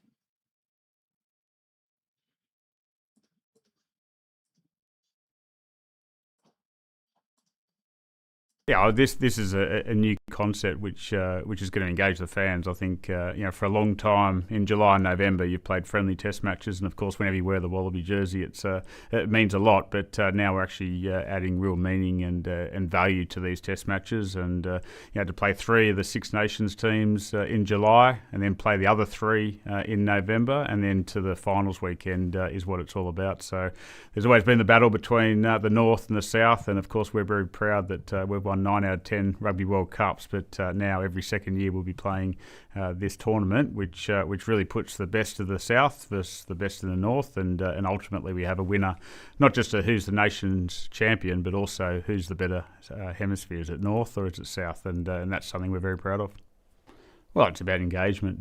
Something we've talked about a lot in our market in Australia is around connecting to the community, connecting the game from club through to country, and when you put really relevant test matches into our great stadiums around Australia, it puts real meaning into the contests, and ultimately it will grow the sport. It will grow the value of those test matches, and we want more boys and girls wanting to put on a gold jersey.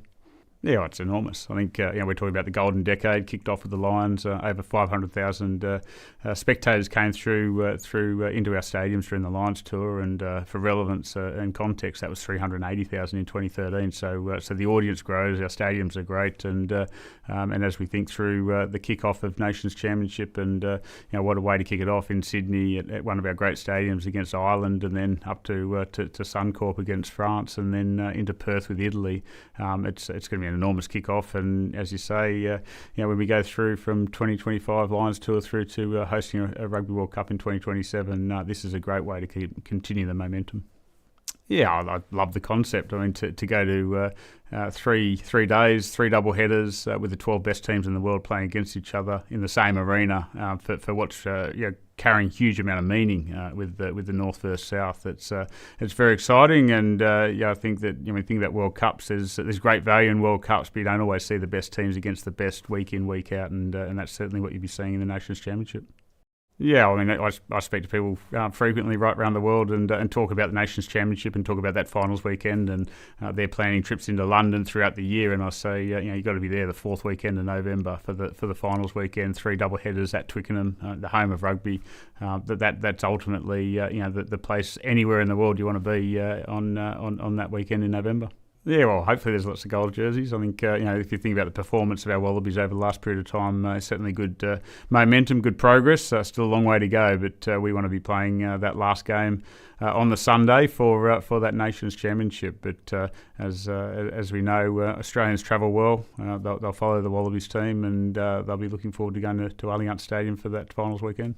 Yeah, we're very proud of the history the Southern Hemisphere has. 9 out of 10 Rugby World Cups is a pretty important feat and proud history in the World Cups. And if you think about what's happened in the July series historically, and then what's happened in the November series, it's going to be really tight, because obviously different players in different hemispheres are playing in different seasons, and it just makes I guess the contest even more interesting as to how the hemispheres match up. And for us, and having played over a decade of international rugby, watching other Southern Hemisphere teams and actually barracking for them to get one up over the Northern Hemisphere is going to be really meaningful. So it's an exciting concept.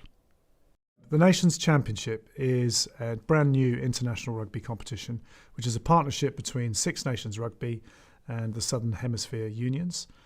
It uses the existing international release windows in July and November, and it will feature the very best teams playing against each other in the Southern Hemisphere in July, and then back in the Northern Hemisphere in November, culminating in a finals weekend concept which will crown the winner of the Nations Championship and tell fans all around the world where the balance of power is between Rugby World Cups.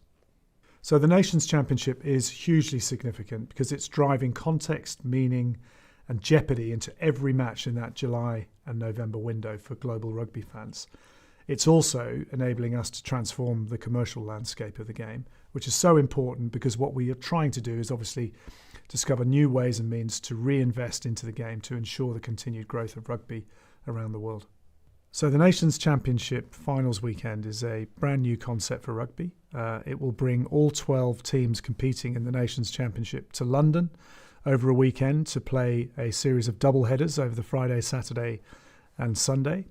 And what we're obviously looking to do is ensure that rugby fans from all over the world and new fans to the game have got access to tickets to come and see the culmination of the Nations Championship in London in November.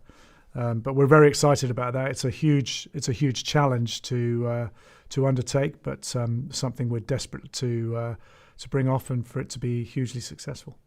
The Nations Championship is a really, really important moment for international rugby because it's bringing all 12 teams into one place to compete for something meaningful between Rugby World Cup cycles. And I think that's something that international rugby fans have been clamouring for a long time. So the Nations Championship finals weekend is going to give fans from all over the world unprecedented access to the best rugby on the planet. London has proved time and time again that it's one of the sporting capitals of the world. So it's the perfect place to start our Nations Championship finals weekend concept. And we're looking forward to welcoming 250,000 rugby fans to London this November.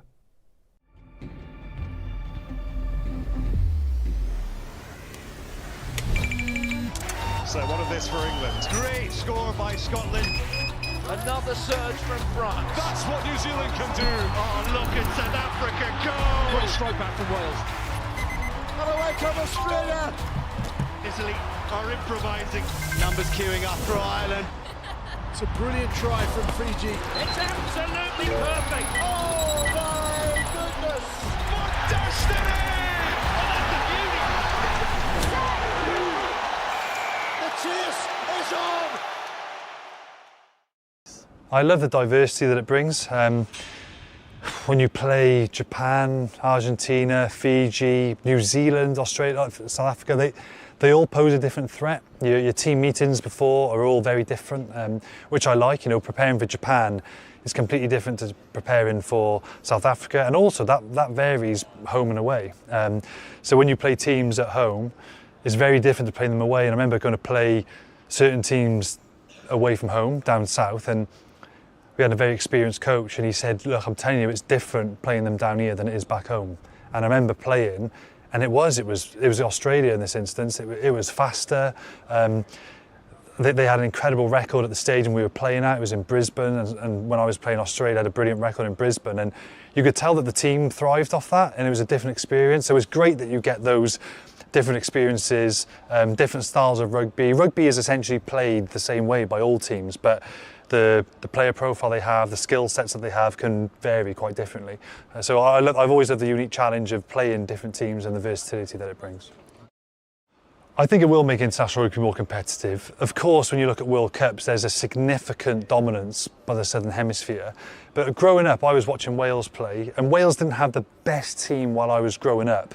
But I remember watching them lose, and there was many 30, 40, 50-point losses. And as time's gone on, not just with Wales, but with England, France, Ireland, Scotland, the games have been getting closer and closer and closer. So we can't deny that the South have done significantly better in World Cups, but this Nations Championship is going to be a great sort of subplot for every single year. And there's certain Southern Hemisphere teams who are very patriotic and very proud of their country.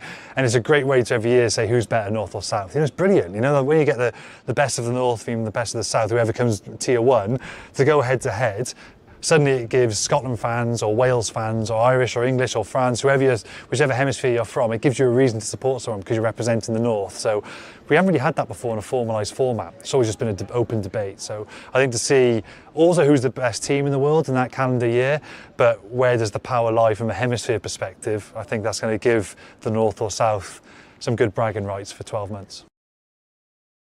I think the opportunity to travel. I think the reason that some tournaments are so successful is the amount of travelling fans. So I think the opportunity to regularly travel to some of these places give you an excuse to travel. So for example, if you played Australia in a summer series, you might not go back to Australia for another 6-7 years to play for your home nation, whereas this will give you an opportunity every few years at least to go and travel somewhere. So there's expats all over the world, there's Irish everywhere, there's Welsh, a lot of playing English, and I'm sure there's plenty of excuses to go and watch your team play in Argentina, Japan, South Africa. So it gives fans a great opportunity to travel as well.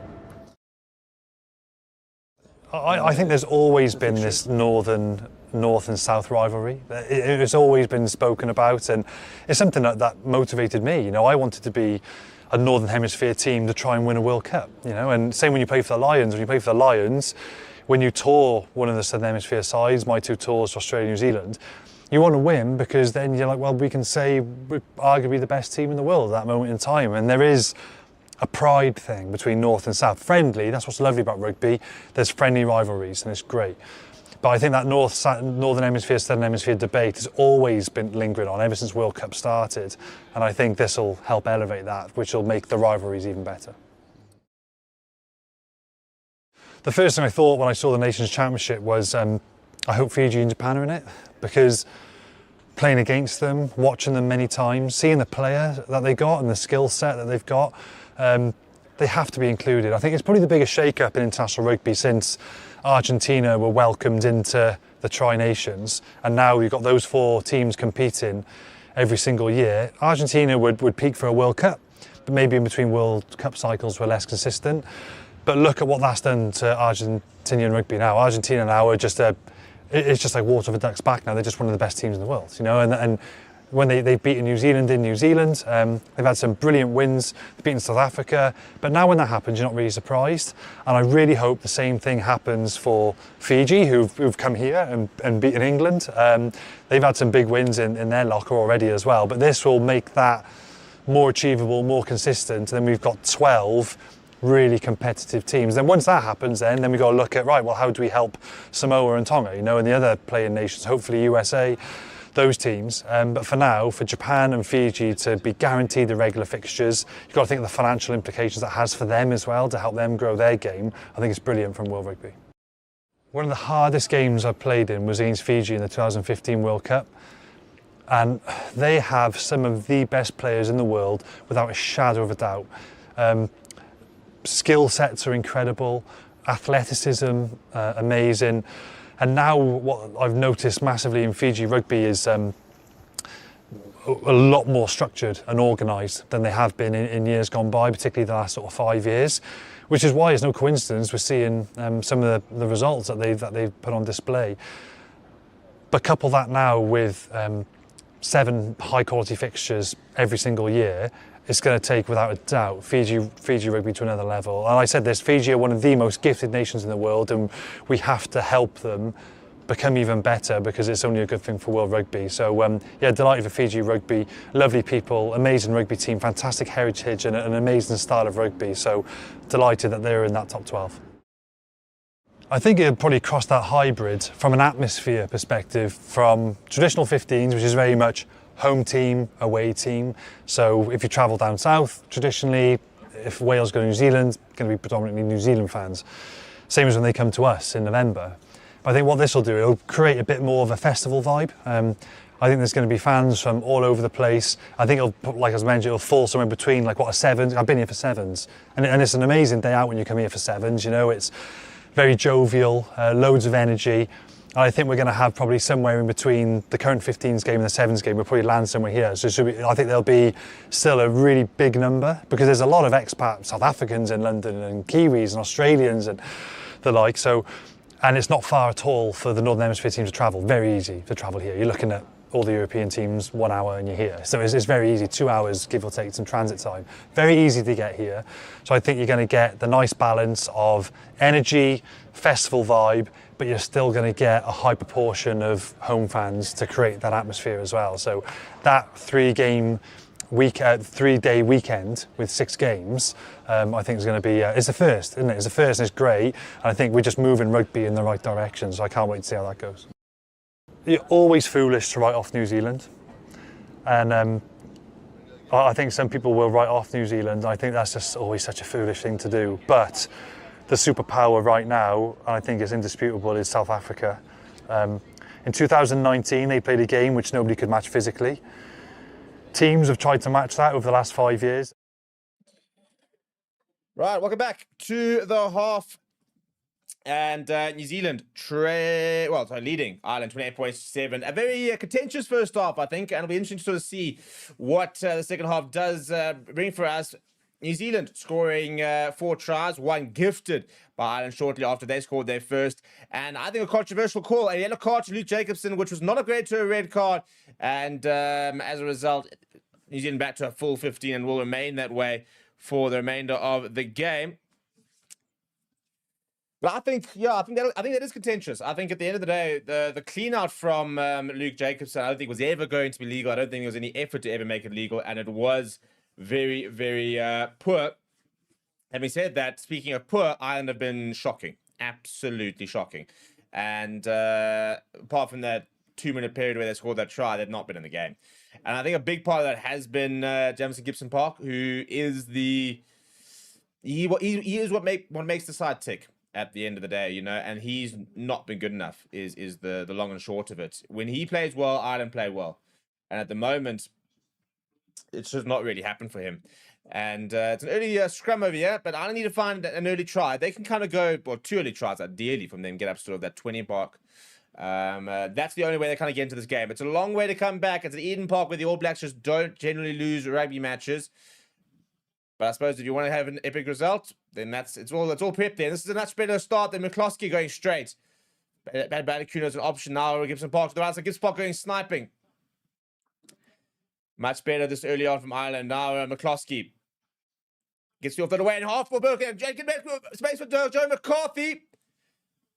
Up towards 22. Much better from Ireland. Gibson Park goes going to snipe himself. There's the Gibson Park we talk about. McCloskey now. Show and go. Still goes McCloskey up towards the 5-meter line. Much better this from Ireland. Slow ball. Gibson Park after the penalty. Nick Berry not giving it to him. Now Balakoon. Ball available for Gibson Park. Goes low, does Jack Conan. That's slow ball. I don't know how that's not being penalised. Josh van der Fleer. Had a quiet game as Josh van der Fleer, the former World Player of the Year. Had a brilliant turnover in that first half. I haven't seen much apart from that. O'Toole now. Hard hit on him. Ball available. Pick up and go. Tyburn pops it up for Ty Furlong. The Tigers getting involved. Good defense there from the All Blacks. Now Gibson Park goes to McCarthy. Conan. Try scorer. Furlong once again looking for a quick ball here. Gibson Park goes to Dan Sheehan. Dan Sheehan. Good defenses from the All Blacks. Eventually the penalty advantage does come, and there comes the penalty for Ireland. Good work that from Ireland. Much better. And Gibson Park immediately making that difference.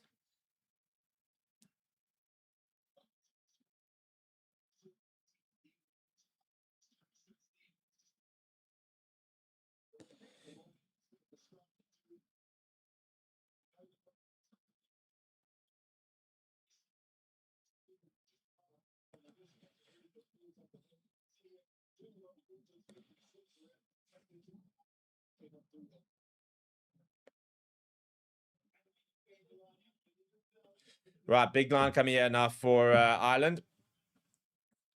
And then wrap around. McCarthy will straight, and McCarthy is just short. Good set move that, I don't know, surely that must be a penalty advantage. The Gibson Park having to step over half the All Black side to get to that ball. Just short here, Gibson Park. Just short once again. McCarthy. Looking to try and recycle that. And just got the try, got the grounding, got the try. Well, there is the try. And this is what I kept saying. If they hadn't conceded that really stupid try, 14 points to 21 is what it should be. And that's really game on.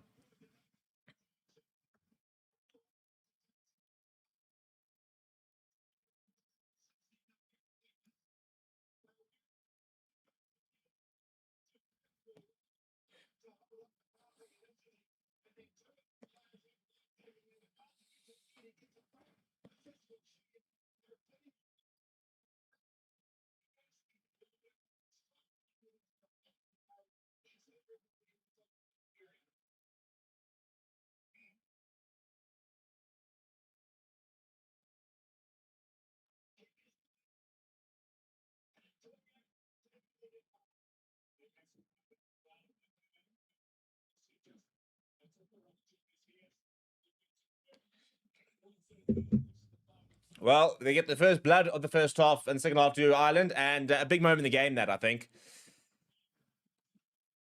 28 points to 14. And the main thing is that's a big confidence booster. You know, they looked a lot better throughout that entire sort of 5-minute period. Gibson Park only a couple of snipes. And Torkel was making the comment that Ireland looked disjointed, which they have in the first half. But that little pasture play looked more characteristic of what we used to seeing from Ireland. You know, lots of continuity, lots of different angles of attack. And Mackenzie will kick that downfield. The problem is, I just don't see how they keep the All Blacks scoreless in the second half. And I think that's the biggest problem, is the fact that you've got to try and chase down still another 14 points. Plus, chances are the All Blacks, I mean, they will score. I think they'll score at least one try. If you keep them scoreless in the second half, then you've done very, very well. But a couple of kicks to each other. Now, Keenan will look for a run by himself. Wrapped up quite quickly. All Blacks defense doing well. Pick up a go coming from Gary Ringrose. And a Moore, the hooker who came on, makes a good try now, but it's space on the right-hand side. They want to use it. Balakoon looking to rip that ball in the tackle as Geordie Barrett unsuccessfully. Gibson Park to the left-hand side. Nice big hit coming that from Moore on Jack Conan. Ball available, though, for Gibson Park.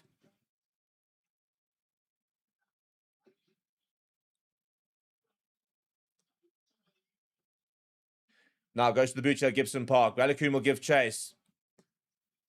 Morby there. Good pressure there from Balakoon. Good tackle. But well retained this from the All Blacks. Inside the 22.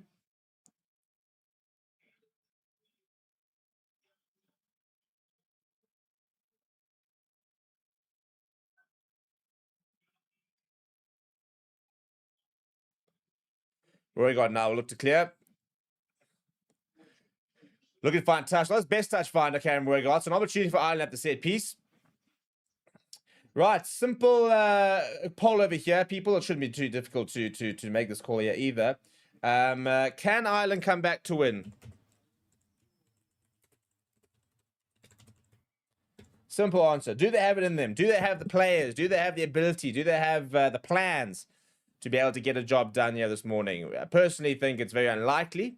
I think they've had just too bad of a first half to be able to really come back and make any sort of dent in the second half. But never say never. And that's nice. That's just good hands. Prendergast shows and goes. Long pass out wide. He has been dreadful. The first half bit easy thing he did there was hold on to the ball, and then he's thrown a long pass out wide over the player. I personally would take him off. I just don't understand. You know, you're keeping him on, he's adding no value whatsoever.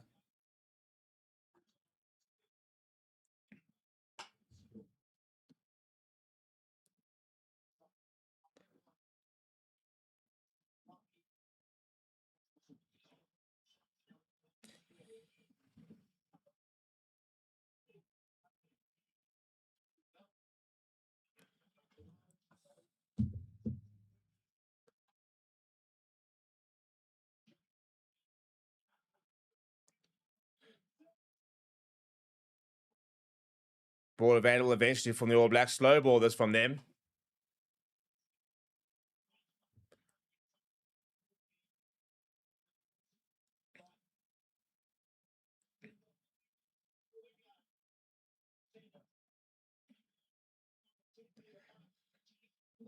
That's a brilliant chase that from Geordie Barrett. So All Blacks now on turnover ball. Now Morby coming inside. He runs into Ty Byrne. Good tackle from him. So reliable as Ty Byrne. Now Love. Geordie Barrett. Lomax and left up forward from Mackenzie. Promising move comes to nothing.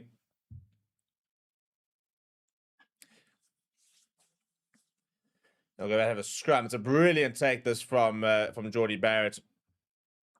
Jimmy O'Brien's not in a bad position, but yeah, he just doesn't have the physicality to match the bigger inside centre.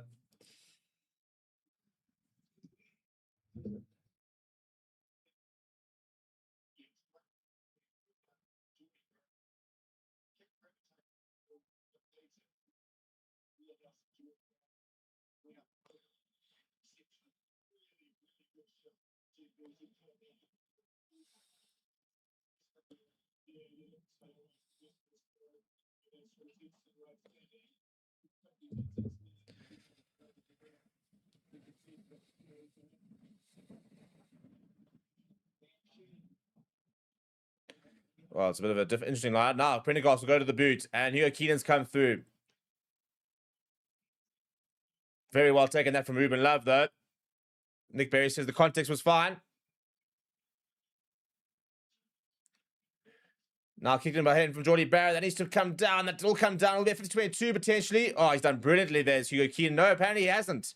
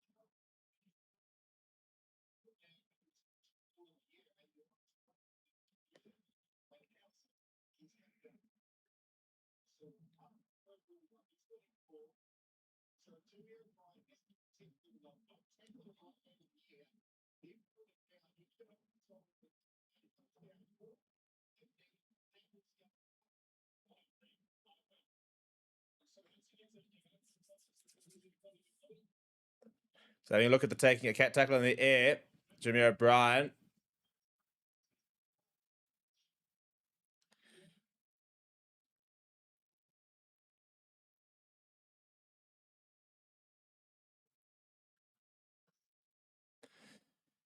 So the potential having a look at this. Ruben Love's gone down. Contest in the air there between himself and Jimmy O'Brien.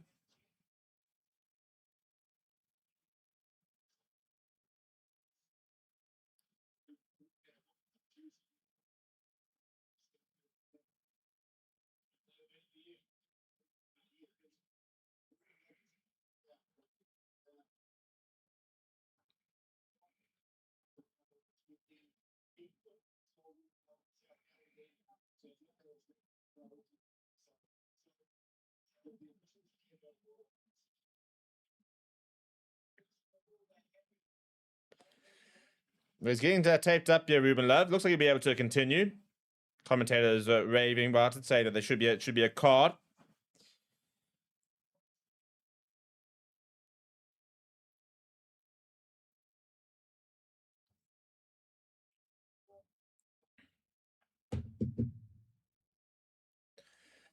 Right, Ruben Love, I think we'll continue. And tell you what a time he's having at the moment. And big decision for to start him at 10.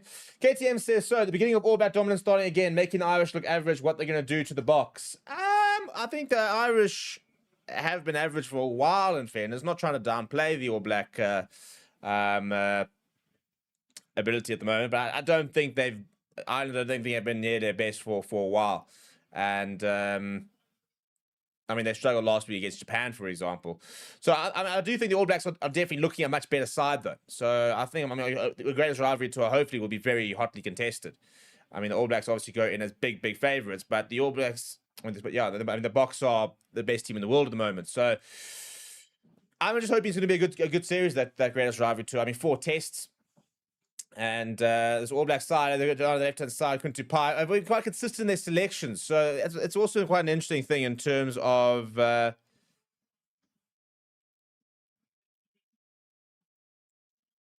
building a bit of momentum to go to our tours. They don't have much time together, but I mean, as a David Rennie, what a pleasure that you're going to be able to have those 4 domestic games as well to rotate and try a few things. And the All Blacks go to the 22 here.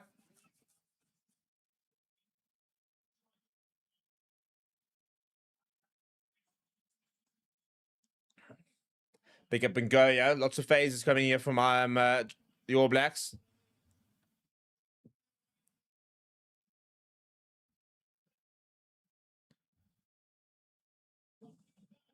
There's the penalty advantage.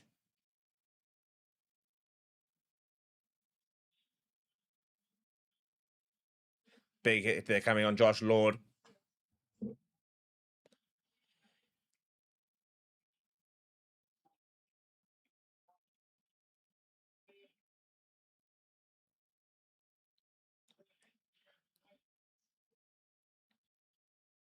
Slow ball now, and Amur, well, he's got one to the name so far.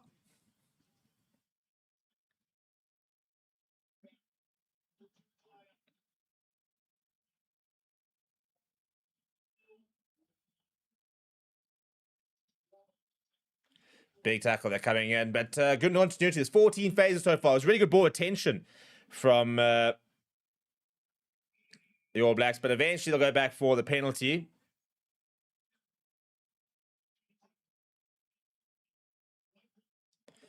We have a quick tap at the signing against the KTM said can't stomach years and years of All Black dominance again. I'm not entirely sure we're going to see it.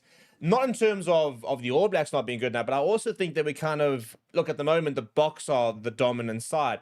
But I even, as a Bok fan, think that it's not a days or number type of thing, but I think that we are seeing a situation with so many players coming through at other sides and so many structures. I think that France are going to be really, really good for many years to come. And I think that Ireland have got some good youngsters coming through.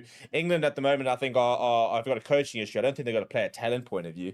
But I think Argentina are improving. I think Australia are very much on the up. I think with the World Cup next year, they can get some investment and get some good players, the likes of Mark Nwangani-Tuwase coming back into the mix. I think Australia can be very competitive. So I'm hoping that just in general, I think that we're not going to see the kind of dominance we saw, the All Blacks in those sort of early 2010s where they were completely untouchable. At the moment, it feels like that is the Boks, but I do think that in 18 months' time, everything will be far more competitive. And I hope you, from a Bok fan point of view, we do continue to be that dominant side. But I struggle to see it with just how many, how some of these leagues are growing, how much the player base is growing. It's becoming more and more difficult to be on a different level at the moment. Anyway, rolling more here for the All Blacks. Set up 6 meters out.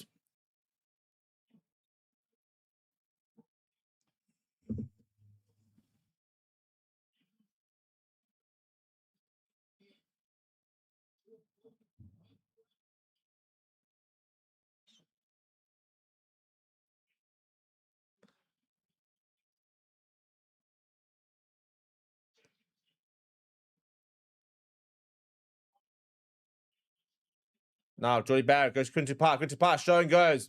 Good defense that came from Jack Conan. Ty Burton, nope, misses it. Cameron Roygaard goes himself. Artie Savia. Now near big drive there. And now over, that's going to be held up. It's going to be available for Roygaard. Josh Lord wants it. Skip past to Tupai and Ruben Love. Can't get the bounding and not pick up and go. And there's the try. And that will wrap up the game, I reckon. They're not coming back from that.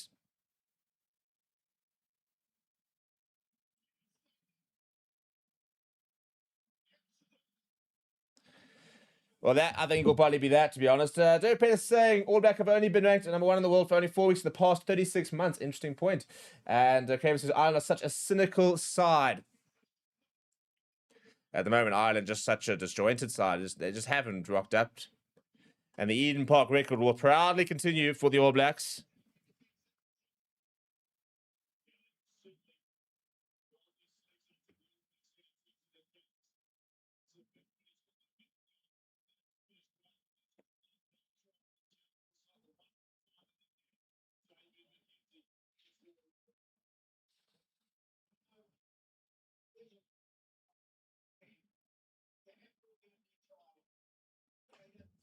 Now, Ruben Love as the extras. That's 5 tries, 5 conversions, and a long way back now, Ireland. A big statement of intent this from the All Blacks. So kind of announcing that. Is this announcing that we are back? As I said, I don't think this Irish side is as good as what they have been. But I mean, they were 1 try away from putting 40 points on them.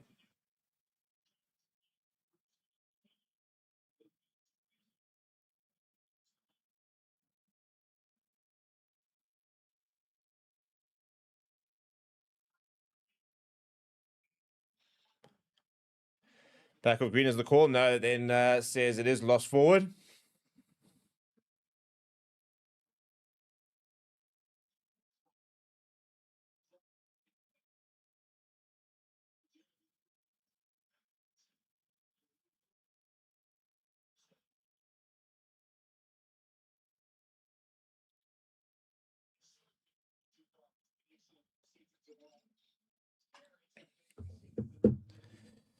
But yeah, are we starting to? And this is what I think lots of people are sort of saying about the frustration of the Nations Championship, that we could potentially see a situation where, like the Box in New Zealand, obviously you've got plenty of rugby to go, but they could win all of their matches, and one of them won't be in the final. Right now, New Zealand wouldn't play in the final before this game because they're behind the Box on points difference. So it will actually be a France, I want to say. I think it was the Nations Championship table. France Bach final, and that's kind of where everybody's talking about the Nations Championship being flawed. I think my biggest frustration is that we've kind of got this whole idea. There we go. We've got Signa onto the park. So and Caleb Clark's on for Ruben Love. That's interesting. So Caleb Clark, I imagine, will go to the wing. Will Jordan go to fullback, and Damien McKenzie will shift to the number 10. That would be my guess in terms of how they're going to now jig that up.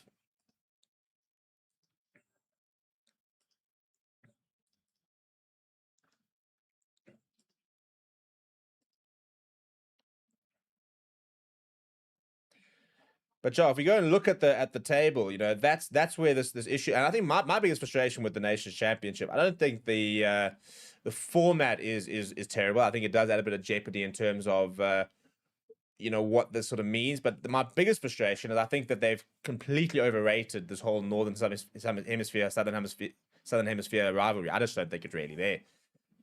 And Dan Sheehan wins the penalty at the breakdown. Because to be honest, like let's look at the games today, and you know, when it comes to Italy versus Australia, I'm pretty on the fence. I would probably prefer to see Italy beat Australia. I think that'll be a cool result for them. You know, Scotland versus Argentina a few weeks ago, I was pretty on the fence with. You know, England versus Argentina later. I'm probably supporting Argentina. I'd probably prefer to see Argentina win than England. So therefore, I've got the Southern Hemisphere vibe. But when Scotland play New Zealand, I'm probably supporting Scotland. And I don't think I'm alone in that sort of thinking. So that's why I think that we've kind of not. I think they've overrated the North versus South, you know, rivalry, inverted commas. I mean, Italy play against New Zealand. I'm not supporting New Zealand. I mean, I'd love to see Italy beat the All Blacks. So I think that's where they kind of get this very wrong.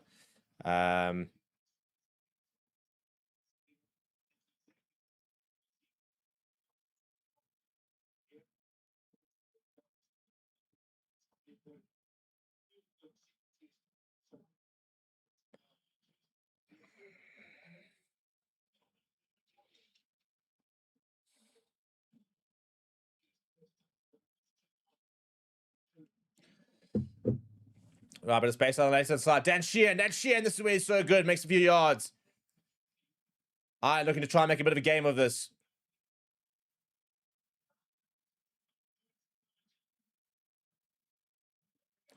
Good hands. This nice pass out there on the bounce to Balakoom. Couple of changes here, by the way. That's Frawley onto the park. Prendergast. Bundy Aki. Oh, it's been knocked forward by Quinton Pyatt. And we'll go back for a knock-on, not a penalty. I mean, it's a genuine attempt, but I don't really see how he's ever taking that.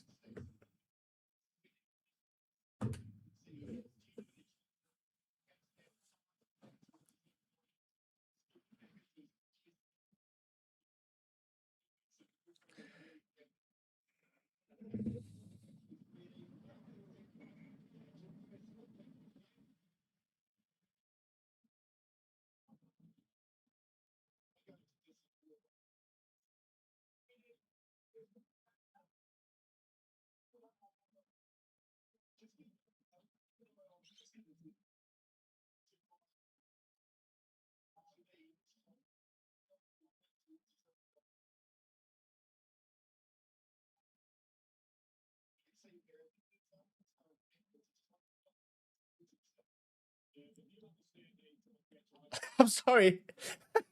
I really don't see how that is a genuine attempt. I mean, he's knocked it back. Maybe that's just saving him, but I mean, he's come diving in I mean, I think the chances of him catching that is next to nil. They are looking at it. I don't see how that... I think it actually comes with tight burn, which makes it seem as if it's screwed back. I don't see how that can be considered a genuine attempt at an intercept when you've dived hand out like that. Yeah, they are penalising it good.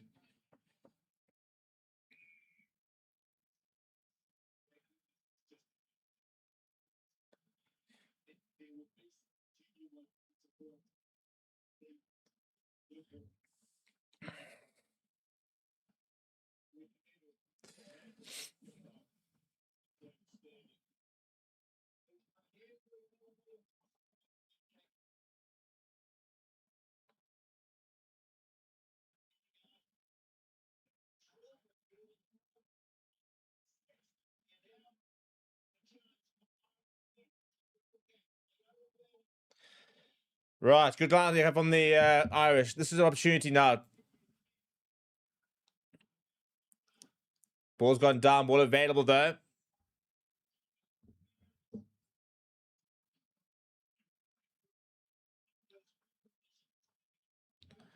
Joe McCarthy pick up and go. That kind of leaves it. Nick Timoney onto the park. What can he do? Clarkson. The bench getting involved. I'm looking for a boost from their bench. Penalty advantage for offside.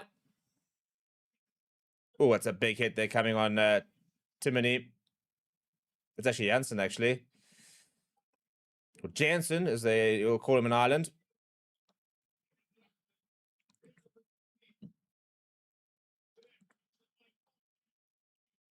There's Timoney. Interesting point of you, by the way, it's not a point. Timoney can play at hooker. Fun fact. In terms of potentially those sort of hybrid players. Now Gibson Park goes left-hand side. Prendergast, floated ball, and that'll be easy for Ireland to the corner. Hugo Keenan will score. Ireland get one back. And I sound like a stuck record. But without that gifted try, this would be game on. Oh, dear.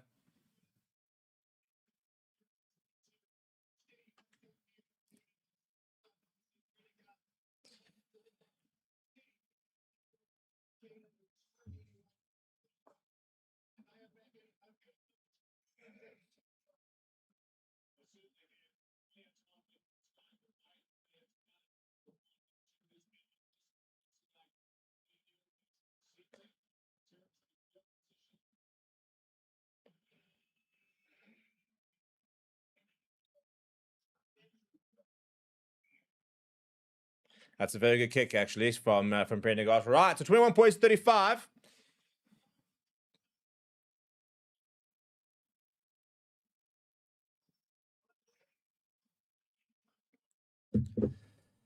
Always a decent travelling support there from the Irish, but a long way to go if they were to make something happen over here.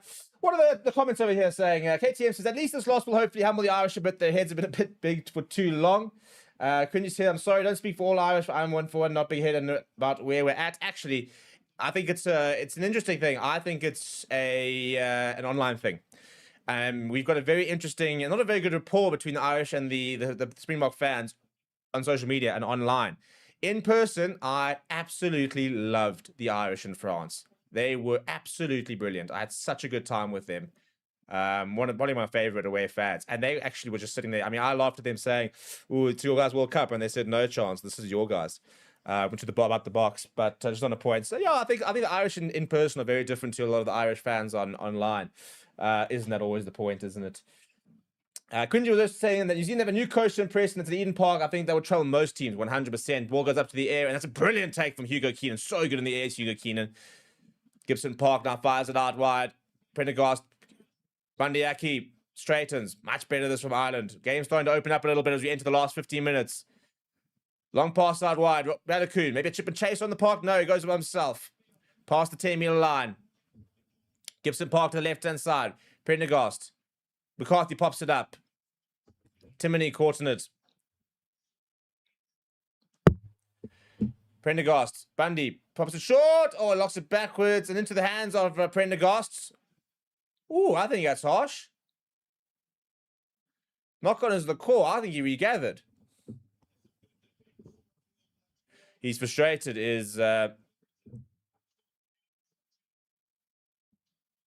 I mean, I don't, unless they're saying that basically he knocked it on into the New Zealand player and then knocked it backwards.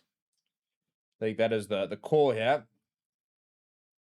Other comments is Vaughan says, what an effing joke. Kramer says, that's a hometown decision I've ever seen one. Yeah, I think talking about the knock on. I don't understand how that's not a yellow card. I don't understand how he's dived full length and knocked the ball.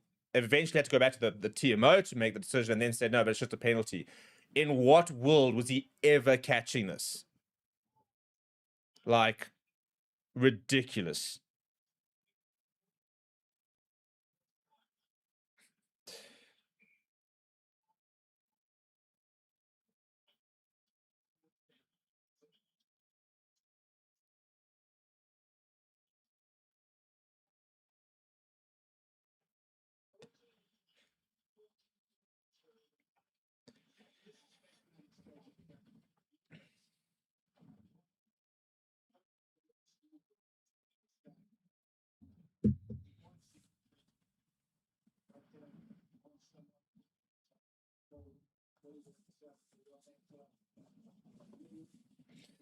$14 minutes left on the clock. 35 points, 21 currently the score. Ireland are looking better in this half. Definitely better in this half. I mean, this half it's been what 14 points to 7.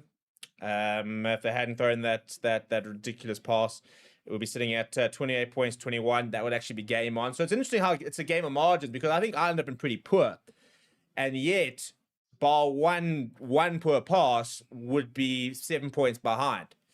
So there are, I suppose, a little bit of positives to look at, but in general, I just don't feel like Ireland have really been at the races.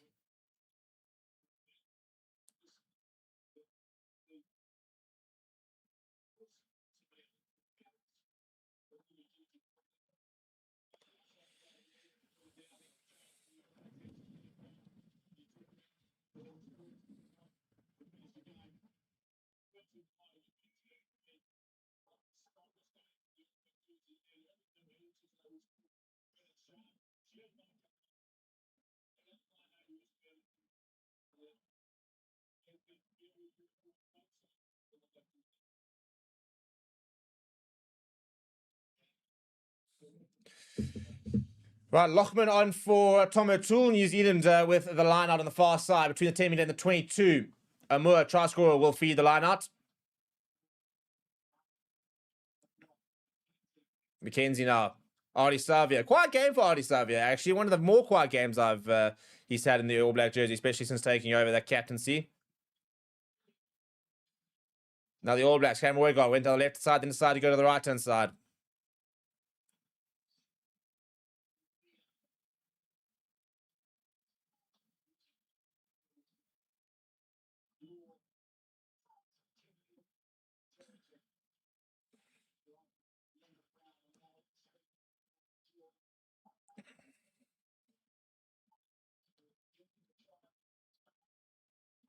Backwards of the call, and then they'll go forward, surely.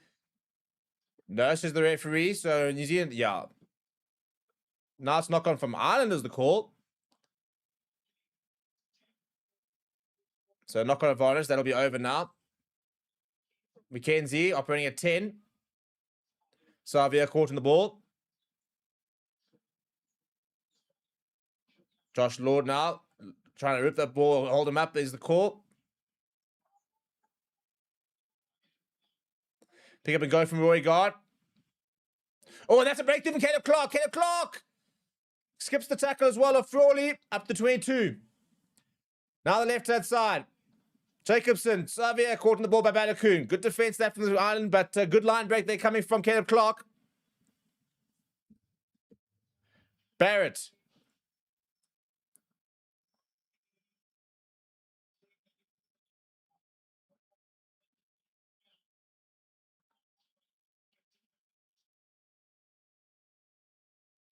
Good defense this, but really good continuity. 12 phases from the All Blacks.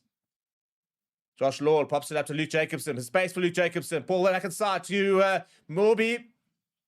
Brought down by Lochman. Over the ball, though, it was Ringrose. Leave it as the call from the referee. Now Segner. Trying to make a statement early on in his All Black career. Leonard Brown has just come on. 14 phases. Pick up and go, just short. Looking for try number 6 here. Ball available for Roygard. He's got Josh Lord. They go to the back line. Jordy Barrett, long pass out wide to Morby. Oh, it's a brilliant tackle that from Balakoon. Ball and all as well.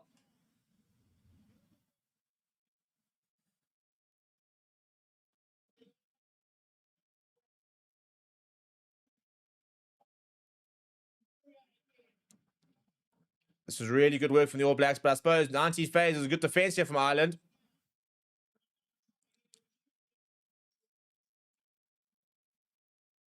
Now to the right-hand side, Segner.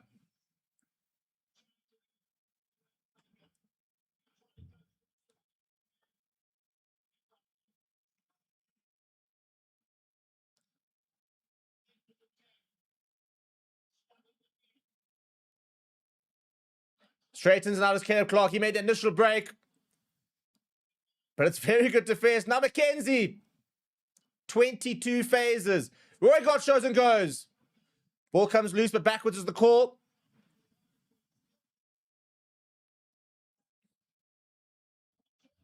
Jordan caught in the ball. Now Frawley are told to leave it.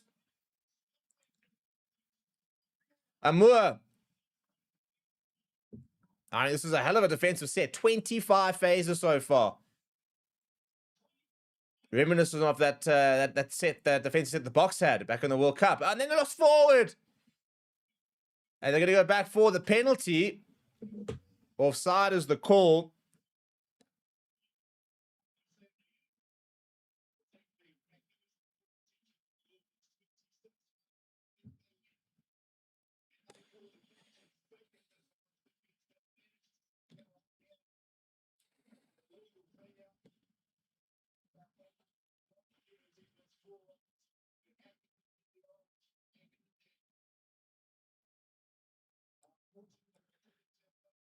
Well, they made a mistake there, and ball comes down field, and McKenzie will have a chance to do counter again. Big tackle that came from Bandiaki.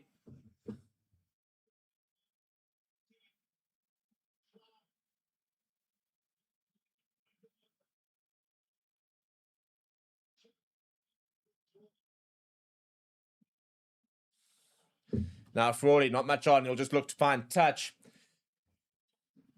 I mean, that was a phenomenal defensive set. I'll tell you what, defense coach from Ireland will look at that and be like, all right, cool, happy days. But the All Blacks, I suppose, maybe to a certain degree, will be a bit of a worry that you can go 26 phases and not score any points. And that's why you, for example, need to see that variance, that kick, for example, cross kick, or that's something different. Because 25 phases and to then lose it forward is pretty poor, actually. I'd be very frustrated if I was an All Blacks fan. But in general, you're not going to be complaining about 35 points, 21. Cortez Ratimal onto the park because the All Blacks are looking like they're going to get the job done unless Ireland would score 2 quick tries, maybe 35-35. What a result that could potentially be. But they've lost. Well, they've lost the line out, so the counter-attack is on. Bob Balakoon, he hasn't had much opportunity to stretch his legs. Frawley now. Into the All Blacks half. A try here could make the last few minutes a bit more interesting. Gibson Park's got a lot of options. Prendergast. Janssen. Gives the Park down to the right-hand side. Bandiaki.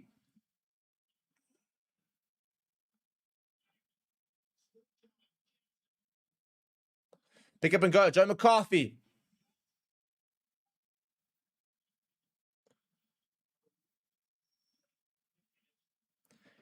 Tap it around from Byrne. Balakoon now. Looking for work. Lochman. To Prendergast. Cross kick comes. Looks pretty good as well. Frawley.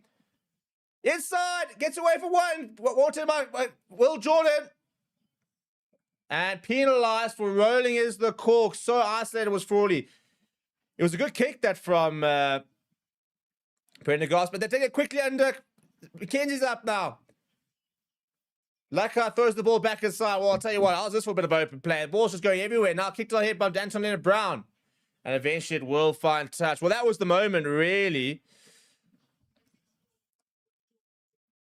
It was a brilliant tackle from Will Jordan. It was the right option here. But you've just got to look at Bundy Aki. He's just come on. You've got to be doing better there. I was a coach watching that. And I mean, Bundy Aki is usually someone who plays his absolute heart out. But that is such a poor effort to get there and support.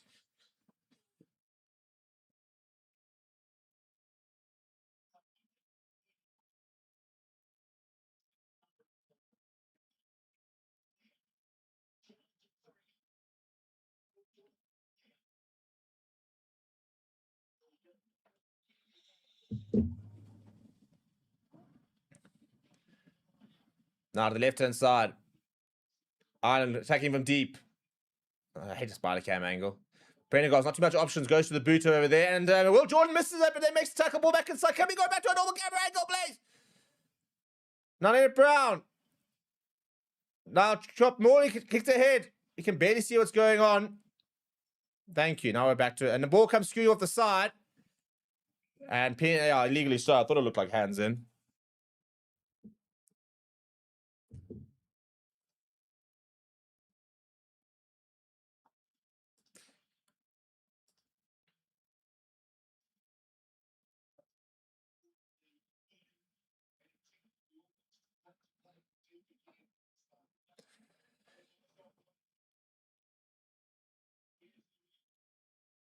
It's a great tackle that or not. And I tell you what, Will Jordan's defensive effort actually in the last 10 minutes has been far more impressive than any attacking output he's had so far in this game. Well, it's been an entertaining last 10 minutes, if nothing else. Born H001 said refereeing is in crisis. I think it's quite a simple thing. Nick Berry should not be refereeing, to be honest. I think there are very good refs out there. Nick Berry is not one of them. Sam Prendergast once again is tackling air, and all of a sudden Morby's got a bit of space. Peter Lakai up to the 22.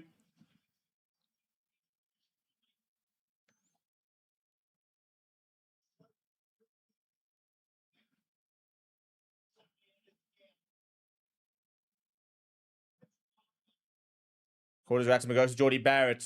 New Zealand are looking to try and have the final say. Peter Lakai.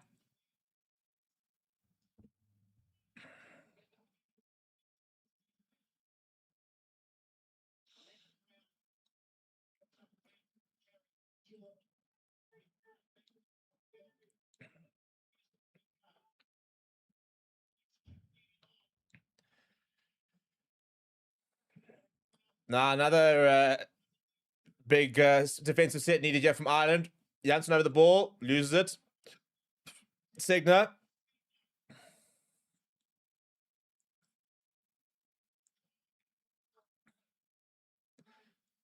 Rattimer to the left-hand side. Savia goes to Josh Lord.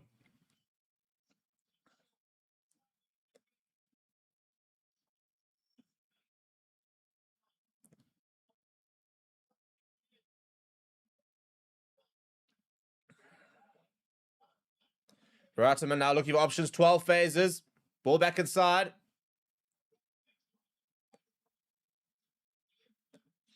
Still keeping within the forwards. I'm surprised the All Blacks haven't gone to the backline more. They've got so many options there. There it is. Now McKenzie. Will Jordan gets off the way. And Antonetta Brown will go over. And the All Blacks eventually penetrate this Irish defence for the second time in the second half.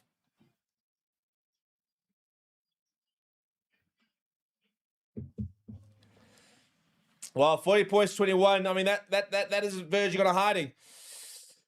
Whether it tells, I mean, again, I'm just looking at. I mean, I don't want to. I hate jumping in and leathering on a player, but I think Sam Prendergast has been awful today. And again, there, ball goes over the top. Dive on it. Dive on the ball. Take a risk, because he's too passive, and it's turnover ball as a result. Kevin said, "Hey Steve, so disappointed. Irish expect more." Agreed. Agreed. I was hoping for a really solid game. And we didn't get that today. It was really, really poor. And that's very frustrating because we do deserve more, don't we? You know, we want to see top games. And this is, you know, when the Nations Championship fixtures came out, I looked at this game going, ooh, this is a big game. I thought this was going to be the game of the first part of the Nations Championship. I mean, we got it in Scotland versus the Springboks, but this should have been it. And then it'll drift down the right-hand side. So score a remain of 40 points to 21.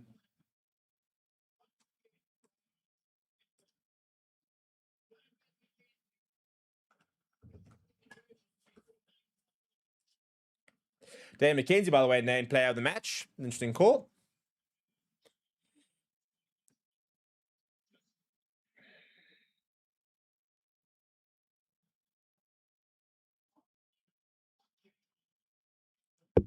Right now, Ireland, can they and on cue just to really think the ball comes loose. Thankfully, they managed to keep it. Now, Craig Casey onto the park.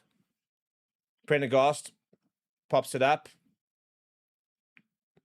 I think Casey, I mean, I understand Gibson Park's good, but I think Casey gets underused. I really do. Well, they lost it 4 now. Maybe New Zealand could have scored a try.